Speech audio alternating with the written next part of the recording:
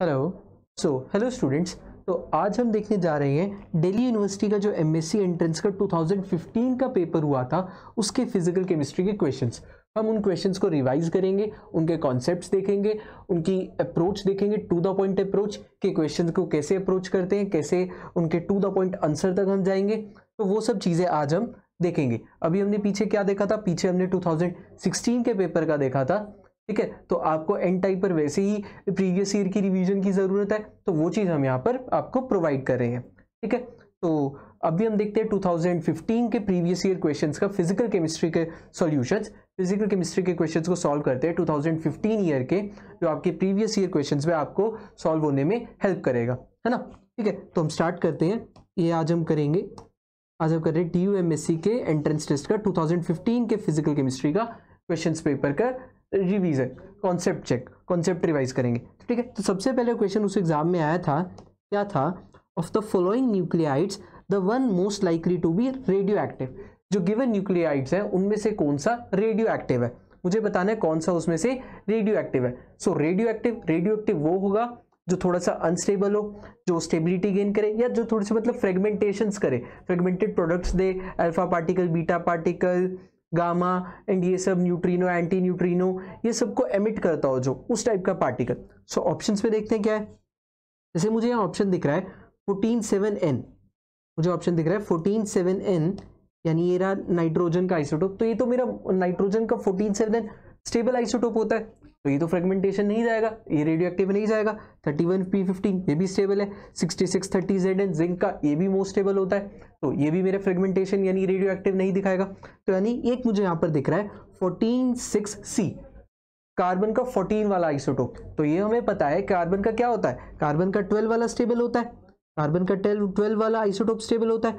तो ये जो 6C14 है ये अनस्टेबल है, ये अनस्टेबल है, ये मेरा जाएगा रेडियो एक्टिव डिके में, ये मेरा करेगा रेडियो एक्टिव डिके, यानी ये मेरा करेगा, क्या करता है, ये जाता है बीटा डिके में, ये बीटा पार्टिकल को एमिट करता है, बीटा डिके में करता है, जो कि क्या होता है E-10, जिसको हम कहते हैं एंटी न्यूट्रिनो, जिसको हम कहते हैं एंटी न्यूट्रिनो, राइट। ये होता है हमारा एंटी न्यूट्रिनो। तो अब मुझे क्या करना है, मुझे इसमें नंबर ऑफ एटॉमिक नंबर और मास नंबर को सेम रखना है, ठीक है ना। तो रिएक्टेंट्स और प्रोडक्ट्स में atomic number, mass number same रहता है। सो अभी यहाँ पर ये 6 है या -1 है, तो यानी यहाँ पे मुझे एक माइनस अगर करना होगा तो यहाँ मुझे एटॉमिक नंबर एक ज्यादा का लिखना पड़ेगा, तो यानी हो जाएगा 7, ठीक है 7। तो ये हो जाएगा यहाँ पे N, और अगर मेरा क्या है यहाँ पर 14 है, ये 0 है, मास नंबर भी सेम रखूंगा, तो 14 का मुझे यहाँ पर क्या रखना पड़ेगा, 14 ही। तो ये मेरा क्या बन जाएगा, नाइट्रोजन का स्टेबल आइसोटोप 14(7N).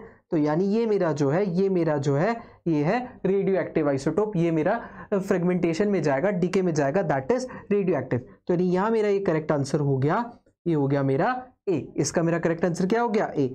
अब जिसने थोड़ा रेडियो एक्टिविटी को, न्यूक्लियर केमिस्ट्री को पढ़कर गया होगा, वो इमीडिएटली पढ़ते ही लगा देगा इसका answer with in few seconds कि ये होगा इसका आंसर। क्लियर, समझ में आया। आगे देखें, ऐसे ही हम और भी क्वेश्चंस को प्रैक्टिस करेंगे, आप लोग को आइडिया लगता रहेगा, आपके कॉन्सेप्ट्स रिवाइज होते रहेंगे, आपको पता लगता रहेगा किस टॉपिक से किस टाइप के क्वेश्चंस आ रहे हैं, वो आपको आपके आने वाले ड्यूएट 2020 के एग्जाम के अंदर बहुत ही हेल्प करेगा। आइए नेक्स्ट क्वेश्चन देखते हैं। नेक्स्ट क्वेश्चन बहुत ही अच्छा क्वेश्चन है, ये आपका इनऑर्गेनिक के कोऑर्डिनेशन को भी और यहाँ पर फिजिकल को भी, दोनों को कनेक्ट कर रहा है, दोनों कॉन्सेप्ट्स को कनेक्ट कर रहा है। जैसा कि मैं आप लोग को बताया था, मैंने लास्ट वीडियो में ही बताया कि हमारे क्वेश्चंस कैसे आते हैं, वो कॉन्सेप्ट्स को, टॉपिक्स को मर्ज कर आते हैं, एक दूसरे में जुड़कर क्वेश्चन बनाकर आते हैं। तो ये भी उसी में ही है, इसने यहाँ पर इनऑर्गेनिक के कोऑर्डिनेशन कंपाउंड्स के क्वेश्चन को भी यहाँ पर, इसमें कॉन्सेप्ट को यहाँ पर साथ में डाल दिया, ठीक है। क्या कह रहे हैं इस क्वेश्चन में, देखते हैं। इस solution containing 2.675 gram of this compound COCl2, यहाँ पे 6 होना चाहिए था, 6NH3, मॉलिक्यूलर वेट इसका, मॉलिक्यूलर वेट इतना is pass through a cation exchanger, cation exchanger से इसको पास कर दिया, ठीक है भाई, मान लिया। क्लोराइड आयन जो ऑब्टेन्ड हुए उनको ट्रीट किया गया एक्सेस ऑफ AgNO3 के साथ, जिसने मुझे इतने ग्राम ऑफ AgCl दे दिया, जिसका मॉलिक्यूलर वेट ये है। फॉर्मूला बताना है कॉम्प्लेक्स फॉर्म्ड का, जो यानी मेरा कॉम्प्लेक्स जो मैंने सॉल्यूशन पास किया है कैटायन एक्सचेंजर से, उस कॉम्प्लेक्स का फॉर्मूला क्या है वो मुझे बताना है।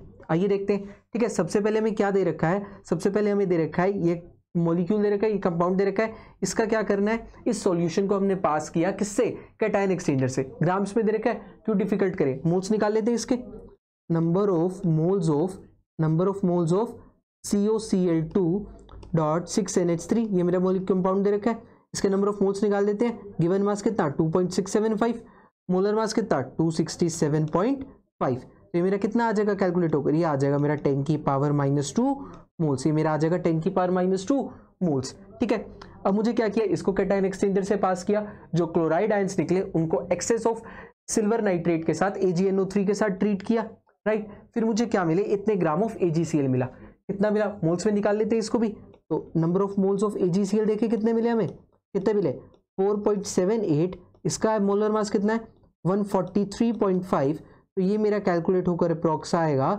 3.3 इंटू 10 की पावर -2 मोल्स। मैंने क्या किया था, इस सॉल्यूशन को कैटायन एक्सचेंजर से पास किया था, जो क्लोराइड आयन आए थे उनको मैंने एक्सेस ऑफ AgNO3 से पास किया, जिसने मुझे इतने मोल्स ऑफ AgCl दिए।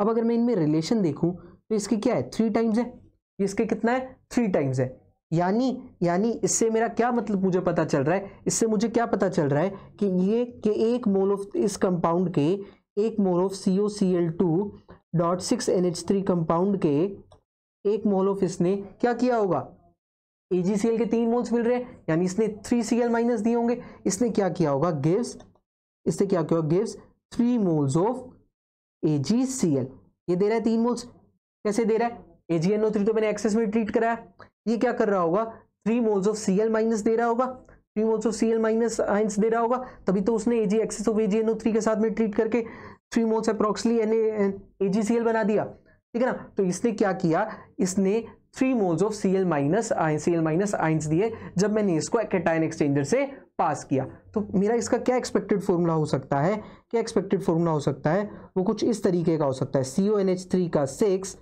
Cl3, ये मेरा बाहर रहेगा कोऑर्डिनेशन स्फीयर से, आयनाइजेशन वाले होंगे, ये कैटायंस होंगे, एनायंस होंगे, तो ये मेरा बाहर रहेगा कोऑर्डिनेशन स्फीयर से, ये मेरा बाहर रहेगा, तभी तो ये 3Cl माइनस देगा, तो 3Cl माइनस मेरे यहाँ होंगे, जिसको मैं 3AgNO3 के साथ ट्रीट करूंगा, ये तो मेरा एक्सेस में था, लेकिन 3 मोल्स बन रहे हैं तो मैंने यहाँ 3 लिख दिया, तो मेरा क्या कंपाउंड बन जाएगा, ये बन जाएगा CONH3 का 6 NO3 का थ्राइस, CONH3 का 6 NO3 का थ्राइस, प्लस में ये मुझे दे देगा 3AgCl, 3 मोल्स ऑफ AgCl मिल रहे थे, यानी इसका एक मुझे क्या कर रहा है 3 मोल्स ऑफ AgCl दे रहा है, ये मुझे नंबर ऑफ मोल्स की कैलकुलेशन से पता चल गया। तो यानी 3Cl दे रहा है, वो 3Cl मेरे क्या होंगे, आयनाइजेशन स्फीयर में होंगे, कोऑर्डिनेशन में तो नहीं होंगे, तभी वो 3Cl माइनस देगा। तो यानी मेरा एक्सपेक्टेड जो फॉर्मूला हो सकता है, जो मेरे कंपाउंड का कॉम्प्लेक्स का एक्सपेक्टेड फॉर्मूला हो सकता है, वो ये हो सकता है, एक्सपेक्टेड फॉर्मूला ये हो सकता है, तो यानी ये होगा मेरा कॉम्प्लेक्स का फॉर्मूला, तो यानी ये रहा मेरा जो मैच कर रहा है ऑप्शन सी, तो यानी सी होगा इसका मेरा करेक्ट आंसर। ठीक है, आ रही है बात समझ। तो इस तरीके से आपको जस्ट अप्रोच पकड़नी है, आपको जस्ट थोड़ी से कोऑर्डिनेशन कंपाउंड्स की इनकी आपको आइडिया होना चाहिए। तो इस टाइप की जब आपकी अप्रोच रहेगी तो आप इन क्वेश्चंस को सॉल्व कर पाएंगे, क्लियर है ना। ठीक है, सो चलें आगे देखें, नेक्स्ट क्वेश्चन देखें। सो इस टाइप के आपके मर्जिंग के भी क्वेश्चंस आ सकते हैं, आपके बेसिक्स अच्छे होने चाहिए, बेसिक्स कॉन्सेप्ट्स अच्छे होने चाहिए, तो आप आंसर्स तक इजीली आप अपनी क्वेश्चंस की अप्रोच कर सकते हैं। नेक्स्ट क्वेश्चन देखें, चलिए नेक्स्ट देखते हैं। थर्मोडायनेमिक्स का क्वेश्चन है, बहुत ही अच्छा क्वेश्चन है। क्या कह रहा है इस क्वेश्चन के अंदर, क्या कह रहा है, how many vibrational modes are present in NH3, NH3 के अंदर कितने वाइब्रेशनल मोड्स प्रेजेंट होंगे। थर्मोडायनेमिक्स का क्वेश्चन डिग्री ऑफ फ्रीडम से रिलेट कर रहा है, आइए कैलकुलेट करते हैं, आइए। ठीक है, NH3, ठीक है, तो इसमें टोटल डिग्री ऑफ फ्रीडम कितने होंगे, 3n, n की वैल्यू यहाँ पे नंबर ऑफ एटम्स कितने हो गए 4, n की वैल्यू नंबर ऑफ एटम्स कितने हो गए 4। So total degree of freedom कितने हो गए, कितने हो जाएंगे 3 इंटू 4, सो 3 इंटू 4 12। अब मुझे पता है इन डिग्री ऑफ फ्रीडम्स को मैं ट्रांसलेशनल, रोटेशनल और वाइब्रेशनल में डिवाइड कर सकता हूँ, आइए कर लेते हैं। ट्रांसलेशनल, देन यहाँ पर रोटेशनल एंड देन यहाँ पे वाइब्रेशनल।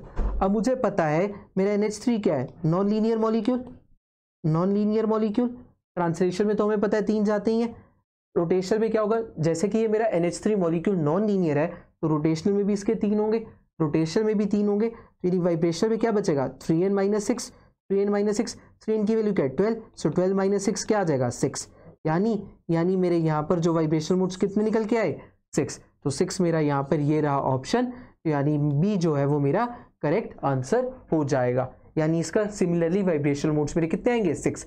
बहुत ही इजी क्वेश्चन था, इजीली आप लोग सॉल्व कर सकते थे, बेसिक कॉन्सेप्ट पर क्वेश्चन है ना, इजीली आप लोग सॉल्व कर सकते थे, आंसर तक जा सकते थे।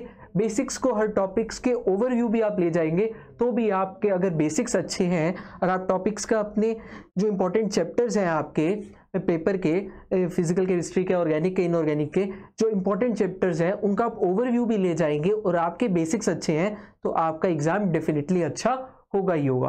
ठीक है, तो बाकी आपके यहाँ प्रीवियस ईयर हम रिवाइज करा ही रहे हैं, तो देखते रहिए आपके कॉन्सेप्ट्स, आपके बेसिक्स, आपके ओवरव्यूज, आपको टॉपिक्स की स्टडी एंड किस किस टॉपिक से कैसे क्वेश्चंस आते हैं वो सब आपका रिवाइज होता रहेगा। चले नेक्स्ट क्वेश्चन देखें, आइए देखते हैं। बहुत ही अच्छा क्वेश्चन है ये भी, तो बहुत ही अच्छा क्वेश्चन है ये, आइए इसको स्टडी करते हैं। क्या कह रहा है इस क्वेश्चन के अंदर, आइए देखते हैं। कह रहा है the charge over size ratio of a cation determining its polarising power.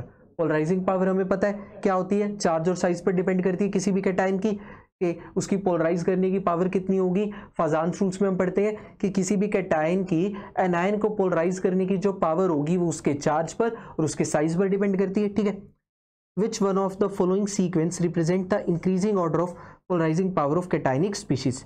मुझे क्या किया गया, मुझे 4 species they the, A+, Ca2+, Mg2+ and Be2+। ये 4 मुझे स्पीशीज दे दी। ठीक है, ये 4 मुझे स्पीशीज दे दी। अब मुझे क्या करना है, इनकी पोलराइजिंग पावर को इंक्रीजिंग ऑर्डर में लगाना है। राइट, इनकी पोलराइजिंग पावर को क्या करना है, मुझे इंक्रीजिंग ऑर्डर में लगाना है ना। वही पूछ रखा मुझे which of the following sequence represents the increasing order of the polarising power of these species. So increasing order में इनकी पोलराइजिंग पावर को लगाना है। अब मुझे पता है जो पोलराइजिंग पावर होती है किसी भी कैटायन की, उसके मैग्नीट्यूड ऑफ चार्ज पर डायरेक्टली प्रोपोर्शनल होती है मैग्नीट्यूड ऑफ चार्ज, और इन्वर्सली प्रोपोर्शनल होती है साइज ऑफ कैटायन पे। इन्वर्सली प्रोपोर्शनल होती है उसके साइज के और उसके चार्ज के डायरेक्टली प्रोपोर्शनल होती है। ठीक है, तो अब अगर मैं देखूं जिसका चार्ज ज्यादा उसकी पोलराइजिंग पावर ज्यादा, सो इन चारों में से इन 3 का चार्ज सबसे ज्यादा है, तो इन तीनों की पोलराइजिंग पावर K+ से ज्यादा होगी, यानी K+ की पोलराइजिंग पावर सबसे कम होगी। अगर अब मैं सीधा ऑप्शंस देखूं ना, क्यों, मुझे पेपर में तो टाइम सेव करना है, पेपर में तो मुझे टाइम बचाना है, तो अगर मैं सीधी की सीधी क्वेश्चन को देखूं, सीधा का सीधा देखूं, तो K+ की पोलराइजिंग पावर सबसे कम होनी चाहिए क्योंकि उसका मैग्नीट्यूड ऑफ चार्ज सबसे कम है। वो ए ऑप्शन में मुझे सिर्फ उसी में K+ का कम मिल रहा है। तो अगर मेरे को सीधा टाइम सेव करना होगा, मुझे इतने तक में ही मेरा क्वेश्चन सॉल्व हो जाएगा, मैं ए आंसर को टिक माराऊंगा। ठीक है, मैं तो ऐसे ही करके आऊंगा, क्यों, क्योंकि मुझे पता लग गया कि K+ की पोलराइजिंग पावर इन तीनों से सबसे कम होगी, तो मुझे K+ सबसे कम पोलराइजिंग पावर सिर्फ ऑप्शन ए में दिख रहा है, मैं लगाऊंगा, है ना। लेकिन फिर भी हम आगे देख लेते हैं और ऑप्शंस में और आगे फर्दर स्टडी करते हैं। अब बात करें साइज की, चार्ज के बेस पे मुझे पता चल गया इन तीनों का सबसे ज्यादा होगा, इन तीनों में चार्ज सबसे ज्यादा रहेगा। अब अगर मैं बात करूं साइज की, तो ये तीनों मुझे क्या दे रखे हैं, ये तीनों मुझे एल्केलाइन अर्थ मेटल्स दे रखे हैं। सो एल्केलाइन अर्थ मेटल्स में मुझे पता है, एल्केलाइन अर्थ मेटल्स में क्या होता है, डाउन द ग्रुप जाते हुए साइज इंक्रीज करता है। ठीक है ना, डाउन द ग्रुप जाते हुए साइज इंक्रीज करता है, पीरियोडिक में पढ़ते हैं। ठीक है, सो डाउन द ग्रुप जाते हुए साइज इंक्रीज करता है, तो उस अकॉर्डिंग मैं बात करूं तो कैल्शियम का सबसे ज्यादा होगा साइज, फिर किसका होगा, मैग्नीशियम का, फिर किसका होगा, बेरिलियम का। अब मेरी पोलराइजिंग पावर क्या होती है, वो साइज के इनवर्सली प्रोपोर्शनल होती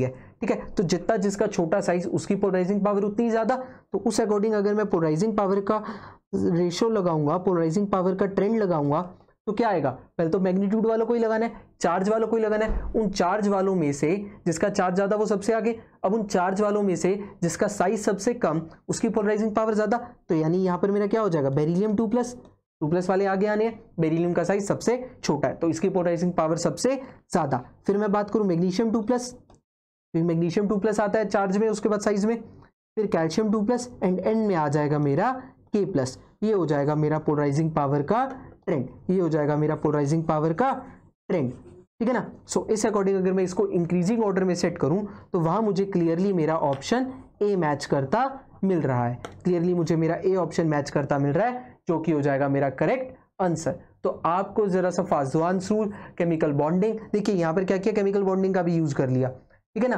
और फाज़ान्स रूल्स भी आ गए। तो इस टाइप के क्वेश्चंस आपके आते रहते हैं एग्जाम में, जहां आपके फाज़ान्स रूल्स पे स्टडी कर लेता है, जो थोड़ा फिजिकल में भी यूज होता है, ठीक है। सो इस टाइप के क्वेश्चंस आते हैं, ठीक है। तो आगे देखें, नेक्स्ट क्वेश्चन देखें, चलिए नेक्स्ट देखते हैं। नेक्स्ट क्वेश्चन बहुत ही अच्छा क्वेश्चन, एनायन एक्सचेंजर पर दे दिया, ठीक है, तो पीएच से रिलेटेड कर दिया, ठीक है। आइए देखते हैं क्या कह रहा है इसके अंदर।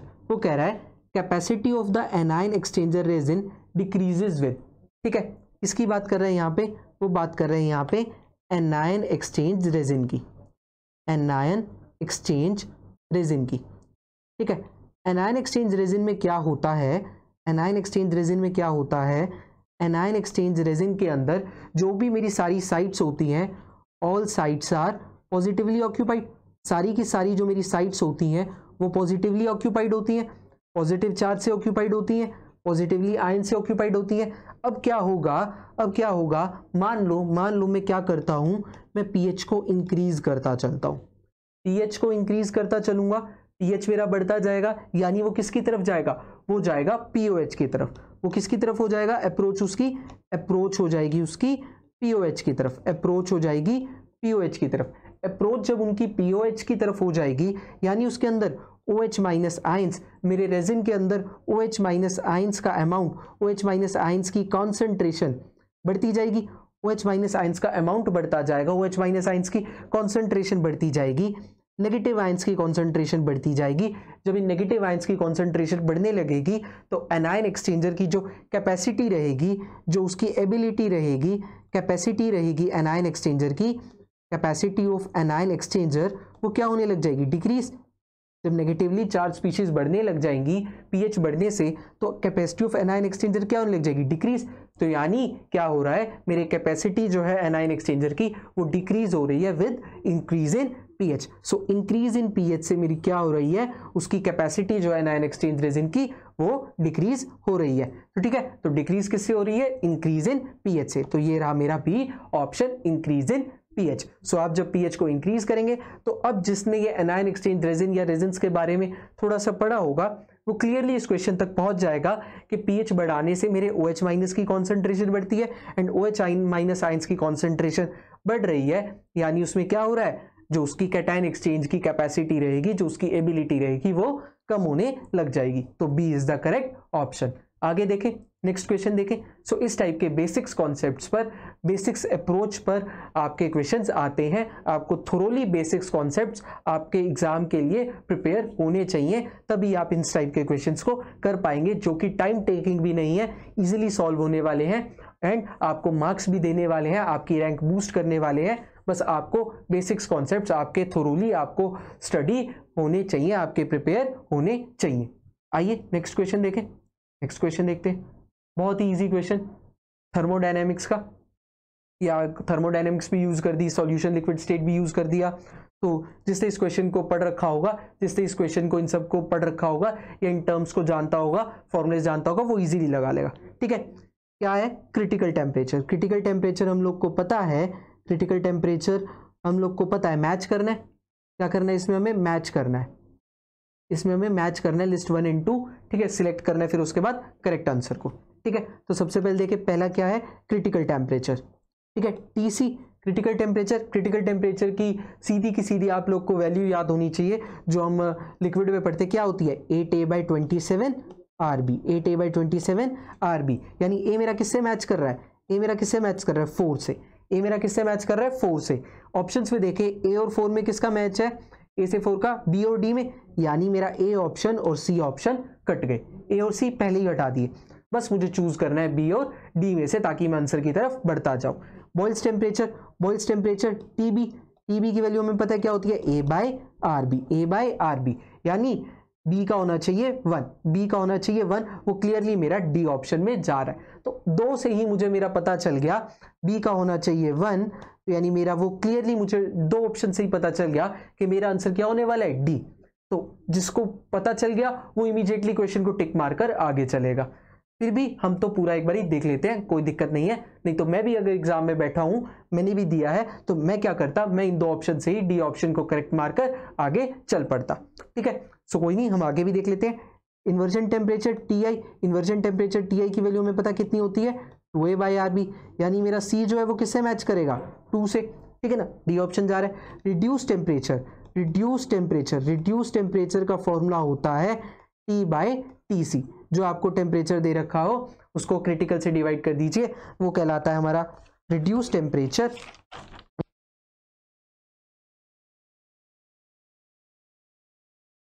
Option clearly option D match कर गया।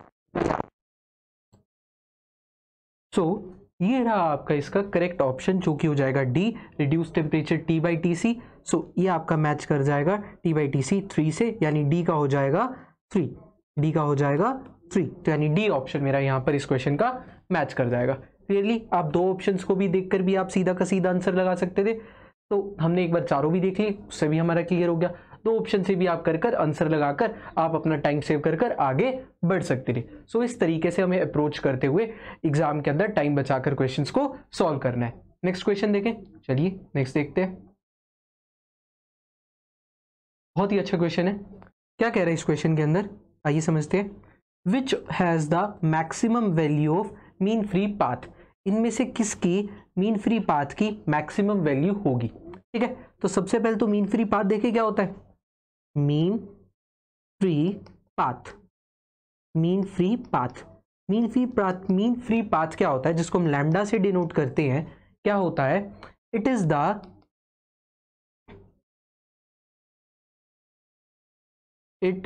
The distance traveled by, it is the distance traveled by gaseous molecules, it is the distance traveled by gaseous molecules, gaseous molecules between 2 successive collisions, between 2 successive collisions, between 2 successive collisions, 2 successive collisions के बीच में जो gaseous molecules path travel करेंगे, distance travel करेंगे, that is called as mean free path. ठीक है, तो ये होते हैं मीन फ्री पाथ की डेफिनेशन। अब इस मीन फ्री पाथ का अगर मैं फॉर्मूला लिखूं तो क्या होता है, lambda is equals to RT over √2 pi D square Na into P, D square Na into P. R मेरा gas constant, T temperature, D होता है डायामीटर ऑफ द मॉलिक्यूल। जिस भी मॉलिक्यूल का हम देखना चाहेंगे मीन फ्री पाथ, तो क्या होता है इसके, डी क्या होता है उसका, diameter of the molecule, diameter of the molecule. ठीक है, Na Avogadro number, P pressure. ठीक है, तो यहां से मैं क्या देख रहा हूं, यहां से मैं क्या देख रहा हूं, मेरा लैम्डा जो है वो इनवर्सली प्रोपोर्शनल टू डी है। लैम्डा क्या है, इनवर्सली प्रोपोर्शनल टू डी है, यानी जिसका डायामीटर कम होगा उसका मीन फ्री पाथ ज्यादा होगा। तो मीन फ्री पाथ किसका मैक्सिमम होगा, जिसका डायामीटर सबसे कम होगा। अब अगर मैं चारों ऑप्शंस में से देखूं, चारों ऑप्शंस में देखूं, CO2 बड़ा मॉलिक्यूल, तो इसका तो ज्यादा ही मिलेगा डायमीटर। मुझे क्या करना है, वो देखता है जिसका डायमीटर मिनिमम होगा, जिसका डायमीटर मिनिमम उसका मीन फ्री पाथ मैक्सिमम। तो जिसका डायमीटर मिनिमम होगा उसका मीन फ्री पाथ मैक्सिमम होगा, इसका तो मिनिमम हो नहीं सकता। O2N2H2, इसमें से सबसे ज्यादा स्मॉलेस्ट साइज का कौन सा है, हाइड्रोजन, हाइड्रोजन। सो H2 का जो H2 मेरा जो है हाइड्रोजन जो है वो स्मॉलेस्ट एटम है। सो H2 का जो मेरा मॉलिक्यूल का डायमीटर मिलेगा, H2 का जो डायमीटर मिलेगा वो भी स्मॉल मिलेगा, H2 का डायमीटर भी स्मॉल होगा। H2 का जब डायमीटर स्मॉल होगा तो उसका यानी मीन फ्री पाथ ज्यादा होगा, उसका मीन फ्री पाथ ज्यादा होगा, मैक्सिमम होगा। यानी यहां पर करेक्ट आंसर मुझे मिल जाएगा बी। करेक्ट आंसर क्या हो जाएगा, B, diameter minimum, mean free path maximum. तो ये हो जाएगा मेरा बी इसका आंसर, बी हो जाएगा इसका आंसर। तो इस तरीके से ये क्वेश्चन आपका हो जाएगा। आपको जस्ट रिलेशन पता होना चाहिए कि mean free path inversely proportional होता है डायामीटर के, सो वो मिनिमम होगा, diameter minimum, so mean free path maximum. वो मेरा ऐसे कैलकुलेट हो जाएगा, मीन फ्री पाथ हमारा मैक्सिमम H2 का आ जाएगा क्योंकि उसका डायमीटर सबसे कम होगा मॉलिक्यूल का। नेक्स्ट क्वेश्चन देखें। तो इस टाइप के बेसिक्स क्वेश्चन आपके पेपर में आते हैं। आपके बार बार मैं कह रहा हूँ बेसिक्स अच्छे होने चाहिए, कॉन्सेप्ट्स अच्छे से होने चाहिए, थोरोली आपकी रिवीजन होनी चाहिए, तभी आप दिल्ली यूनिवर्सिटी के एंट्रेंस टेस्ट में अच्छे से परफॉर्म कर सकते हैं। आइए नेक्स्ट क्वेश्चन देखते हैं। बहुत ही प्यारा क्वेश्चन, जैम के एग्जाम में भी इस टाइप का क्वेश्चन आ जाता है, तो जैम वगैरह आईआईटी जैम और एमएससी का एंट्रेंसेस में अच्छा क्वेश्चन है ये, बहुत ही अच्छा क्वेश्चन है ये। क्या कह रहा है, ये है सॉल्यूशन से लिक्विड स्टेट से उनके लेवल का थोड़ा क्वेश्चन, अच्छे लेवल का उसमें से क्वेश्चन है ये। आइए देखते हैं क्या कह रहा है। क्या कह रहा है, 60 gram of urea is dissolved in 1100 gram of solution. 60 gram urea को क्या किया, 1100 ग्राम ऑफ सॉल्यूशन में डिजॉल्व कर दिया। To keep delta T by delta F as 1 molar per kilogram water separated in the form of ice. Water कितना separate हो जाएगा ice की फॉर्म में अगर मैं उसका delta T by K F को 1 मोल पर किलोग्राम रखता हूं। ठीक है, आइए देखते हैं क्या है, क्या गिवन कंडीशंस हैं उसके अकॉर्डिंग देखते हैं। Delta T by K F को मुझे 1 मोलर पर किलोग्राम रखना है। मुझे पता है डेल्टा टी एफ क्या होता है, डेल्टा टी एफ होता है K F into M. Delta T F क्या होता है, K F into M. So delta T by K F को मुझे 1 मोलर रखना है, 1 मोल पर किलोग्राम रखना है। तो ये मेरा क्या है, मोलैलिटी मुझे इतनी रखनी है, मोलैलिटी पहले देख ले कितनी होती है सॉल्यूशन की, देख ले, फिर मैं देखूंगा कि मुझे इतनी रखनी है, तो इतनी रखने के लिए मुझे क्या करना पड़ेगा वो हम देखेंगे। तो उससे मुझे पता चलेगा कि वाटर जो है वो मेरा आइस की फॉर्म में कितना सेपरेट होगा। ठीक है, मुझे मोलैलिटी इतनी रखनी है, पहले देख लेते हैं सॉल्यूशन की मोलैलिटी कितनी है, फिर मैं समझ पाऊंगा कि मुझे अगर कम ज्यादा करना है तो मुझे कितना सेपरेट वाटर को आइस की फॉर्म में करना होगा। तो इस तरीके से आपकी इस क्वेश्चन की अप्रोच बनती है। कई लोगों को एक क्वेश्चन पढ़कर ही समझ में नहीं आता, बट जब आप इसको सोचोगे, थोड़ा सा दिमाग लगाओगे, अप्रोच बनाने की कोशिश करोगे इस तरीके से, तो आप डेफिनेटली समझ पाओगे। तो क्या है, मोलैलिटी मुझे इतनी लेकर आनी है, मोलैलिटी चेक कर लेते हैं, देख लेते हैं सॉल्यूशन की मोलैलिटी कितनी आएगी, फिर मुझे इतनी मोलैलिटी लानी है, तो उस अकॉर्डिंग में वाटर को मुझे कम ज्यादा सेपरेट कैसे होगा, तो वो उस अकॉर्डिंग आगे हमारा हो जाएगा। देखते हैं तो क्या है question, 60 gram of urea dissolved in 1100 gram of solution.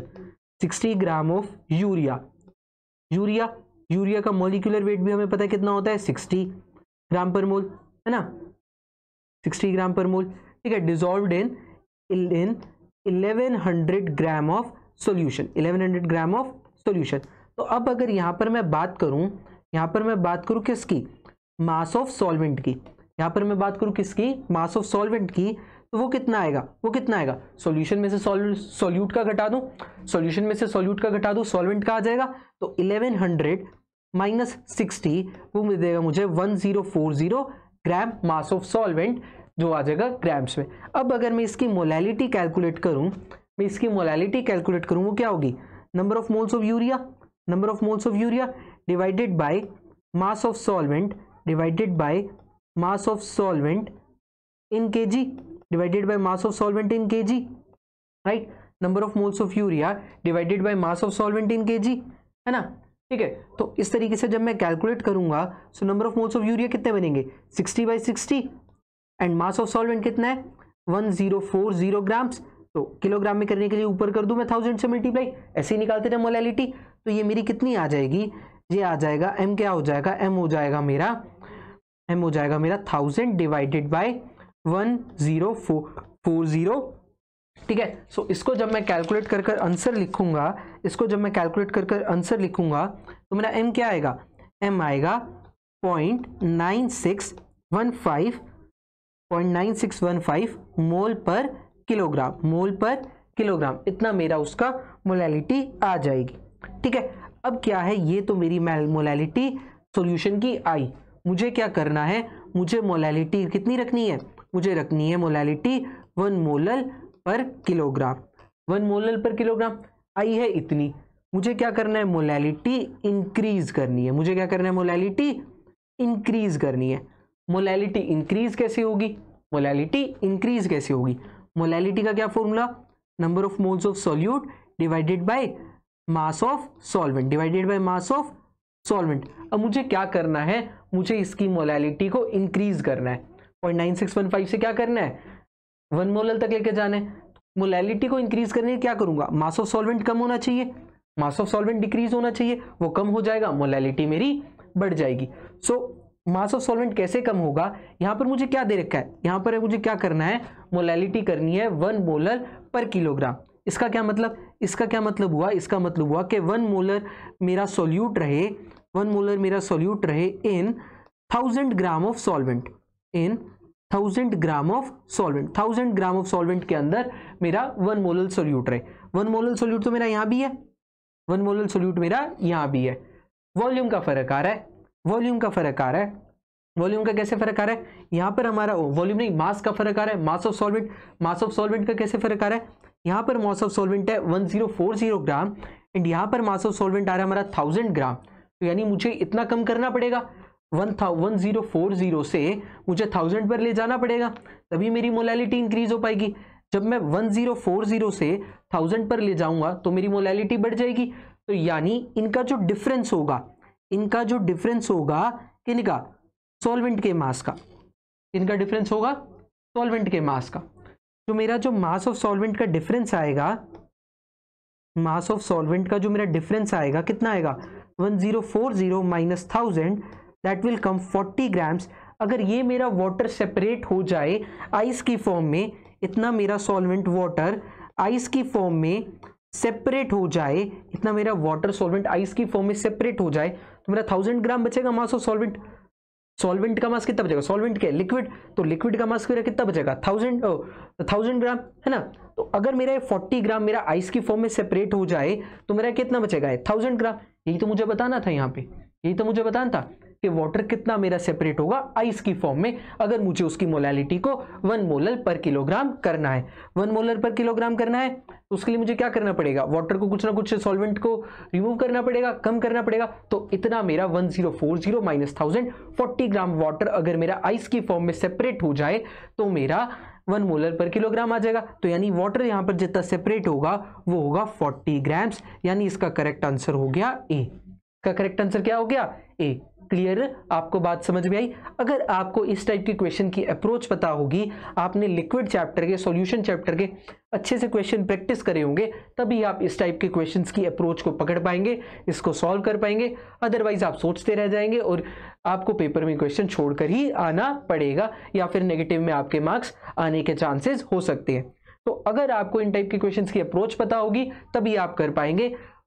थोड़ा सा मूड खराब या बनाने वाले का मन करा तो वो इस टाइप के क्वेश्चंस डालता है, इस टाइप के क्वेश्चंस बनाता है, तो आपको इस टाइप से, इस टाइप काइंड के क्वेश्चंस पे इस टाइप से अप्रोच करनी पड़ेगी, तभी आप आंसर तक पहुंच पाएंगे, सॉल्व कर पाएंगे, और टाइम बचाते हुए इस अप्रोच से आप क्वेश्चन को टाइम सेव करते हुए सॉल्व कर पाएंगे। ठीक है, सो ऐसे ही हमारी वीडियोज आती रहेंगी, आप देखते रहिएगा, लाइक करते रहिएगा, शेयर करते रहिएगा सबको, ताकि मदद मिले। अब देखते हैं नेक्स्ट क्वेश्चन। नेक्स्ट क्वेश्चन क्या कह रहा है, नेक्स्ट क्वेश्चन क्या कह रहा है, नेक्स्ट क्वेश्चन में कह रहा है relative decrease in vapour pressure of aqueous NaCl is इतना। Relative decrease in vapour pressure, या फिर मैं कह दूं उसको relative lowering of vapour pressure, इतना दे दिया मुझे। Number of moles of NaCl present in 180 gram of water. Number of moles मुझसे पूछ लिए NaCl के 180 ग्राम वाटर के अंदर कितने होंगे। नंबर ऑफ मोल्स NaCl के पूछ लिए, क्या पूछ लिया मुझसे, उन्होंने मुझसे पूछ लिया number of moles of NaCl in 180 gram of water. 180 gram of water के अंदर number of moles of NaCl कितने होंगे, कितने होंगे। सो 180 ग्राम वाटर, 180 ग्राम वाटर अगर मैं इसको मोल्स में कैलकुलेट करूं तो कितना हो जाएगा, 180 बाई 80, यानी 10 मोल्स वाटर के अंदर, 10 मोल्स वाटर के अंदर कितने number of moles of NaCl होंगे, ये मुझे कैलकुलेट करना है, ये मुझे कैलकुलेट करना है। क्लियर, क्या दे रखा है, relative decrease in vapour pressure, इसको मैं कह सकता हूं relative lowering of vapour pressure. तो RLVP relative lowering of vapour pressure क्या होता है, P0A minus PA divided by P0A किसके इक्वल, यह मुझे वैल्यू दे रखी है इसकी कितनी, 0.167, इसकी मुझे वैल्यू कितनी दे रखी है, 0.167। ठीक है, तो अब मेरे को पता है राउट्स लॉ के अकॉर्डिंग PA मेरा क्या होता है, राउट्स लॉ के अकॉर्डिंग PA क्या होता है, XA इंटू P0A। जो पार्शियल प्रेशर A का बनेगा वो किसके, उसके मोल फ्रैक्शन के कोरिस्पोंडिंग होगा, उसका मोल फ्रैक्शन जितना उसके अंदर होगा। ठीक है, सो अब ये PA की वैल्यू अगर मैं इसमें पुट कर दूंगा तो क्या हो जाएगा, 0.167 is equals to P0A minus XA P0A divided by P not A. P not A को मैं यहाँ कॉमन ले लूँ, पी नॉट ए को अगर मैं कॉमन ले लूँगा तो क्या हो जाएगा 0.167 is equals to P not A, ये हो जाएगा 1 minus X A, 1 minus X A divided by P not A. P not A से P not A cancel, 0.167 is equals to में 1 माइनस एक्स ए क्या हो जाएगा X B, mole fraction of the B, mole fraction of the NaCl, ये मेरा NaCl का mole fraction होगा तो ये क्या हो जाएगा N of NaCl divided by N of NaCl plus N of water. N of water मुझे कितना पता है 10, N ऑफ वाटर तो मुझे पता है 10, राइट। सो अगर मैं इसको जब सॉल्व करूंगा, तो क्या होगा 0.167 इज इक्वल्स टू NB, इसको मैं NB लिख दूं चाहे 10 प्लस NB। जब मैं इसको सॉल्व करूंगा तो मेरा N ऑफ NaCl आएगा, वो आएगा 1.67 डिवाइडेड बाई 0.833, तो यानी यहाँ से जो मेरा N ऑफ NaCl आएगा वो अप्रॉक्सली आ जाएगा 2.004 मोल्स, 2.004 मोल्स, यानी वो मेरा एग्जैक्ट अप्रोच हुआ किसके इक्वल, 2 मोल्स के कॉरस्पॉन्डिंगली उसकी मेरी अप्रोच हुई। यानी जब मैं इसको इस तरीके से सॉल्व करके अप्रोच चलूंगा तो मेरा आंसर आ जाएगा 2 मोल्स, मेरा ए हो जाएगा करेक्ट आंसर। सो इस तरीके से हम इसको सॉल्व करते चलेंगे तो मेरा ये आ जाएगा करेक्ट आंसर। सो इन तरीके के आप क्वेश्चंस पे अप्रोच रखेंगे, आपका टाइम सेव होगा, आपको जल्दी से आप क्वेश्चन को न्यूमेरिकल को सॉल्व कर पाएंगे, आपको नहीं लगेगा कि मेरे को न्यूमेरिकल में टाइम लग रहा है, आप फटाफट न्यूमेरिकल को सॉल्व कर लेंगे एंड आप आगे अपने फर्दर क्वेश्चंस को सॉल्व करने में टाइम दे पाएंगे। तो जल्दी से आपके इस तरीके से इस अप्रोच को फॉलो करते हुए आपके न्यूमेरिकल्स जल्दी हो जाएंगे। नेक्स्ट क्वेश्चन देखें, ये भी बहुत अच्छा क्वेश्चन है, ठीक है, ये भी बहुत अच्छा क्वेश्चन है। चलिए देखते हैं क्या कह रहा है, इस क्वेश्चन में क्या कह रहा है, आइए देखते हैं इस क्वेश्चन के अंदर क्या कह रहा है। इस क्वेश्चन में कह रहा है elevation in boiling point of an aqueous solution of urea is इतना। बॉइलिंग पॉइंट में एलिवेशन दे दिया, ठीक है, Kb की वैल्यू दे दी, मोल फ्रैक्शन ऑफ यूरिया पूछ लिया, क्या किया, मोल फ्रैक्शन ऑफ यूरिया पूछ लिया, ठीक है, मोल फ्रैक्शन ऑफ यूरिया मुझसे पूछ लिया। यानी मुझे क्या करना है, मुझे एक्स ऑफ यूरिया निकालना है, मोल फ्रैक्शन यूरिया का निकालना है, और मुझे ये सब दे रखा है, डेल्टा टी भी दे रखा है, एलिवेशन इन बॉइलिंग पॉइंट कितना 0.52 डिग्री, Kb की वैल्यू भी मुझे दे दी कितनी 0.52 पर मोल किलोग्राम, ठीक है। लगा दे एक बार एलिवेशन इन बॉइलिंग पॉइंट का फॉर्मूला क्या होता है, मोल फ्रैक्शन निकालना है, delta T B is equals to Kb into M, ये क्या है 0.52, ये क्या है 0.52 और यहाँ पे आ गया m। सो अब जब मैं इसको सॉल्व करूंगा सो मोलैलिटी ऑफ यूरिया कितनी आ जाएगी, वो आ जाएगी 1, मोलैलिटी ऑफ यूरिया कितनी आ जाएगी 1, ये क्या हो जाएगा 1 मोल पर किलोग्राम, ये कितना हो जाएगा 1 मोल पर किलोग्राम। सो ये मेरा हो जाएगा जब 1 मोल पर किलोग्राम, तो यानी इसका क्या मतलब है, इसका मतलब ये है कि मेरा 1 मोल यूरिया का सॉल्यूशन है, 1 मोल यूरिया का सॉल्यूशन है, 1 mole urea solution is present in, इसका क्या मतलब है 1 mole urea solution is present in 1000 gram of water, 1 mole urea solution present in 1000 gram of water, 1 molar urea solution is present in 1000 gram of water. मुझे क्या करना है, मुझे mole fraction निकालनी है।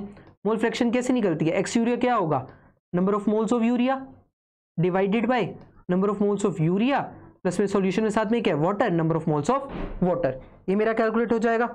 नंबर ऑफ मोल्स ऑफ, मुझे क्या करना है, मोलैलिटी निकालनी है, ठीक है। सो मोलैलिटी हम कैसे निकाल लेंगे, अब number of moles of urea, मुझे यहाँ पे दे रखा है 1 मोल यूरिया, तो यानी इसमें क्या है n की वैल्यू क्या है 1। अब मैं इसको सॉल्व करूंगा क्या आएगा, एक्स ऑफ यूरिया को सॉल्व करूंगा क्या आएगा 1 divided by number of moles of urea 1 plus में number of moles of water कितना है 1000 ग्राम, सो 1000 डिवाइडेड बाय 18, तो यहां से मेरा एक्स ऑफ यूरिया क्या आएगा कैलकुलेट होकर कितना आएगा, एक्स ऑफ यूरिया मेरा आएगा 1 डिवाइडेड बाय 1 प्लस 55.5। इसको जब आप सॉल्व कर लेंगे तो आपका एक्स ऑफ यूरिया जो है क्लोजली आएगा 0.018 के अप्रॉक्स, वो आ जाएगा इसके अप्रॉक्स। तो जब मैं आंसर मैच करूंगा तो वो मेरा डी ऑप्शन मैच हो जाएगा, डी ऑप्शन मेरा करेक्ट आंसर हो जाएगा, ठीक है। आ रही है बात समझ। सो इस तरीके से सिंपली अप्रोच को हम लिक्विड के सॉल्यूशंस के क्वेश्चन को करते चलेंगे। हम अपने आंसर्स तक इमीडिएटली टाइम को सेव करते हुए with in few seconds, 30 seconds और 1 मिनट के अंदर हम सोल्व करके नेक्स्ट क्वेश्चन की तरफ बढ़ सकते हैं। आ रही है बात समझ? क्लियर? ठीक है, सो इस तरीके से हम इन क्वेश्चंस को सॉल्व कर सकते हैं। अब भी हमें 2016 के पेपर में भी देखा या 15 में भी देख रहे हैं कि फिजिकल के क्वेश्चंस ज्यादा आते हैं, फिजिकल के क्वेश्चंस ज्यादा आते हैं। तो आपको फिजिकल के क्वेश्चंस, उसमें फिजिकल में लिक्विड के क्वेश्चंस, लिक्विड चैप्टर के सॉल्यूशन के क्वेश्चंस ज्यादा आते हैं, उनकी प्रैक्टिस आपको ज्यादा करनी होगी। इससे हमें ये आइडिया मिल रहा है। ठीक है, क्लियर है? आगे देखें नेक्स्ट क्वेश्चन क्या है। नेक्स्ट क्वेश्चन क्या था पेपर में? बहुत ही प्यारा क्वेश्चन, बहुत ही अच्छा क्वेश्चन है ये। थ्योरेटिकल क्वेश्चन सोचने से होगा। सॉरी, एक्सपेरिमेंटल कुछ नहीं है इसमें। थ्योरेटिकल क्वेश्चन सोचने से होगा। जिसने कॉन्सेप्ट्स को अच्छे से पढ़ रखा होगा थर्मोडायनेमिक्स के, वो इसको अच्छे से कर पाएगा। क्या कह रहे हैं इस क्वेश्चन में, देखते हैं। Following are the values of E and delta H for 3 reactions carried out at same temperature. ये 3 वैल्यूज दे दी मुझे। ठीक है, ई और डेल्टा एच की, ई ए एंड डेल्टा एच की मुझे 3 रिएक्शंस के लिए वैल्यू दे दी जो सेम टेम्परेचर पर कंडक्ट हुई हैं। मुझे क्या बताना है, if all the 3 reaction have same frequency, इनकी ए की वैल्यू, इनके अरेनियस फैक्टर की वैल्यू सेम है, then the factor then faster reactions are, क्या होगी, फास्टर रिएक्शन और स्लोएस्ट बताई थी। इसमें क्या बतानी है, फास्ट और स्लोएस्ट रिएक्शन कौन सी होगी। क्या बताना है इसमें हमें, इसमें बताना है कि मेरी फास्टेस्ट एंड स्लोएस्ट रिएक्शन कौन सी होगी। ठीक है, 3 रिएक्शंस के मुझे E A and delta H given है, E A and delta H given है। मुझे बताना है कि इनमें से फास्ट कौन सी रिएक्शन होगी या स्लो कौन सी होगी, मुझे ये बताना है। ठीक है, 3 रिएक्शंस मुझे दे दी। अब समझिए क्या होता है। फास्ट रिएक्शंस कौन सी होती हैं, फास्ट रिएक्शन यानी जो फास्ट हो, फटाफट हो, वो कौन सी हो सकती हैं, वो होंगी जिनका मुझे ये एक्टिवेशन जो बैरियर है, जिनका मुझे ये ई ए जो मिलेगा, ये एक्टिवेशन एनर्जी जो मुझे देनी पड़ेगी, ये ई ए जो बैरियर होगा, ये नहीं होता, ये जो मेरा बैरियर होगा, ई ए जो मेरा ये बैरियर होगा, ई ए, ये स्मॉल हो, ये स्मॉल हो, ये स्मॉल हो, और जो मेरे यहाँ पे रिएक्टेंट्स का बनेगा, जो मेरे प्रोडक्ट्स बनेंगे वो मेरे स्टेबल हों। प्रोडक्ट्स की मेरी एनर्जी लो, स्टेबल का मतलब क्या है, एनर्जी कम। सो प्रोडक्ट्स की एनर्जी लो हो, प्रोडक्ट्स की एनर्जी लो हो और ई ए मेरा कम हो, ई ए भी स्मॉल हो, प्रोडक्ट्स की एनर्जी भी लो हो, तो वो मेरी कौन सी रिएक्शन होगी, फास्ट रिएक्शन। एक्टिवेशन एनर्जी कम देनी पड़े, इजीली जंप कर जाएंगे, इजीली रिएक्शन मेरी प्रोसीड कर जाएगी, और प्रोडक्ट्स की एनर्जी मेरी कम हो, यानी प्रोडक्ट्स मेरे मोस्ट स्टेबल हो या मोर स्टेबल हो। तो प्रोडक्ट्स मेरे मोर स्टेबल हो, ज्यादा स्टेबल हो प्रोडक्ट्स मेरे, तो प्रोडक्ट्स मेरे ज्यादा स्टेबल हो और एक्टिवेशन एनर्जी कम हो, तो वो मेरी रिएक्शन फटाफट जाएगी, फास्ट जाएगी। तो जब मेरी इनकी प्रोडक्ट्स की एनर्जी बहुत कम होगी, प्रोडक्ट्स की एनर्जी बहुत कम होगी और ये भी कम होगा, तो यानी डेल्टा एच रिएक्शन का क्या आएगा, more negative. Delta H reaction का क्या आएगा, मोर नेगेटिव। यानी मेन बात, कंक्लूजन क्या निकला कि फास्ट रिएक्शंस का डेल्टा एच क्या होता है, नेगेटिव। फास्ट रिएक्शंस का डेल्टा एच नेगेटिव होता है। अब इन 3 रिएक्शंस में से जिसका डेल्टा एच सबसे ज्यादा नेगेटिव, वो सबसे ज्यादा फास्टेस्ट रिएक्शन। जिसका डेल्टा एच सबसे ज्यादा नेगेटिव, वो सबसे ज्यादा फास्टेस्ट रिएक्शन। आइए देख लेते हैं किसका डेल्टा एच नेगेटिव है, -60, -20, 15। ये तो पॉजिटिव में है, मतलब ही नहीं।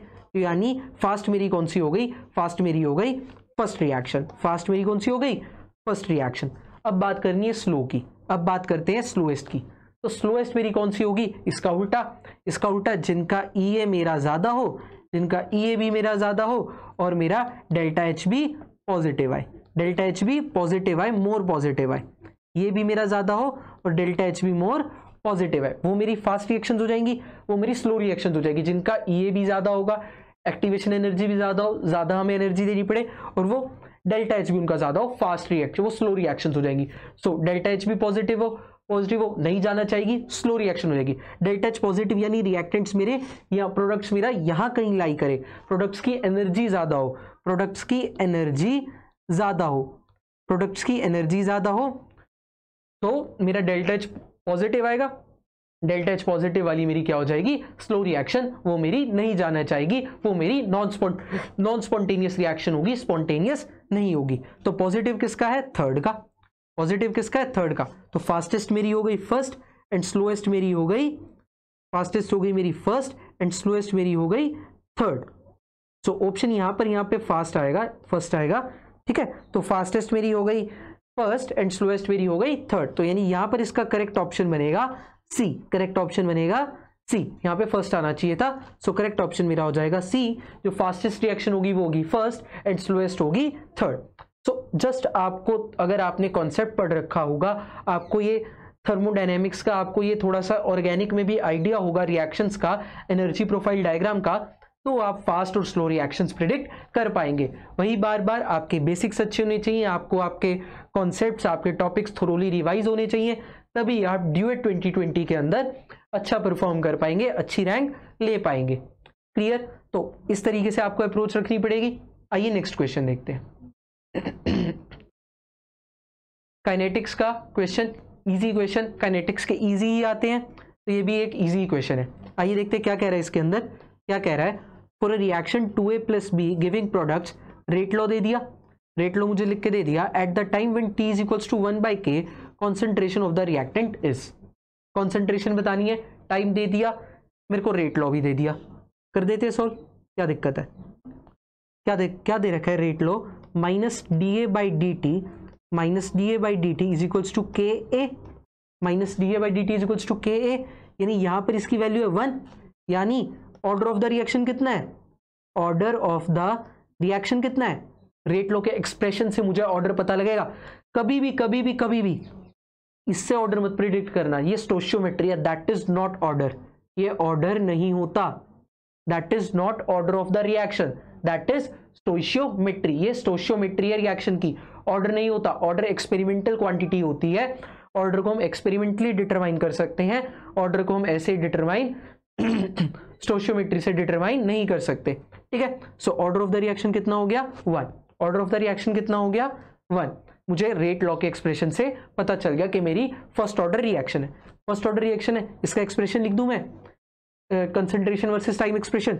सो concentration versus time expression, concentration versus time expression क्या होगा, C is equals to C0 e की पावर -AKT।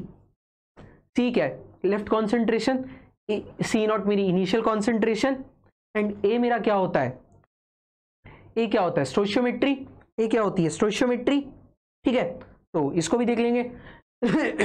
स्टोशियोमेट्री, K मेरा कितना होता है, K क्या होता है, रेट कांस्टेंट, T मेरा जो टाइम गिवन हो, सॉरी, ठीक है। तो आइए इसको देखते हैं, C initial, C left concentration, C0 initial, A stoichiometry, K क्या होगा मेरा रेट कांस्टेंट, T टाइम, ठीक है। तो जब मेरा T की वैल्यू कितनी हो, 1/K, T की वैल्यू कितनी हो, तब मुझे कॉन्सेंट्रेशन बतानी है, यानी लेफ्ट कॉन्सेंट्रेशन बतानी है। देख लेते हैं, C is equals to C0 e की पावर -A क्या है मेरी स्टोशियोमेट्री, स्टोशियोमेट्री कितनी है मेरी 2, स्टोशियोमेट्री यहाँ पर 2 दे रखी है, सो A की वैल्यू 2, K की वैल्यू K, एंड T की वैल्यू क्या हो जाएगी 1/K, T की वैल्यू क्या हो जाएगी 1/K, K से K कट, तो C मेरा क्या हो जाएगा, C हो जाएगा C0 e की पावर -2, C क्या हो जाएगा C0 e की पावर -2।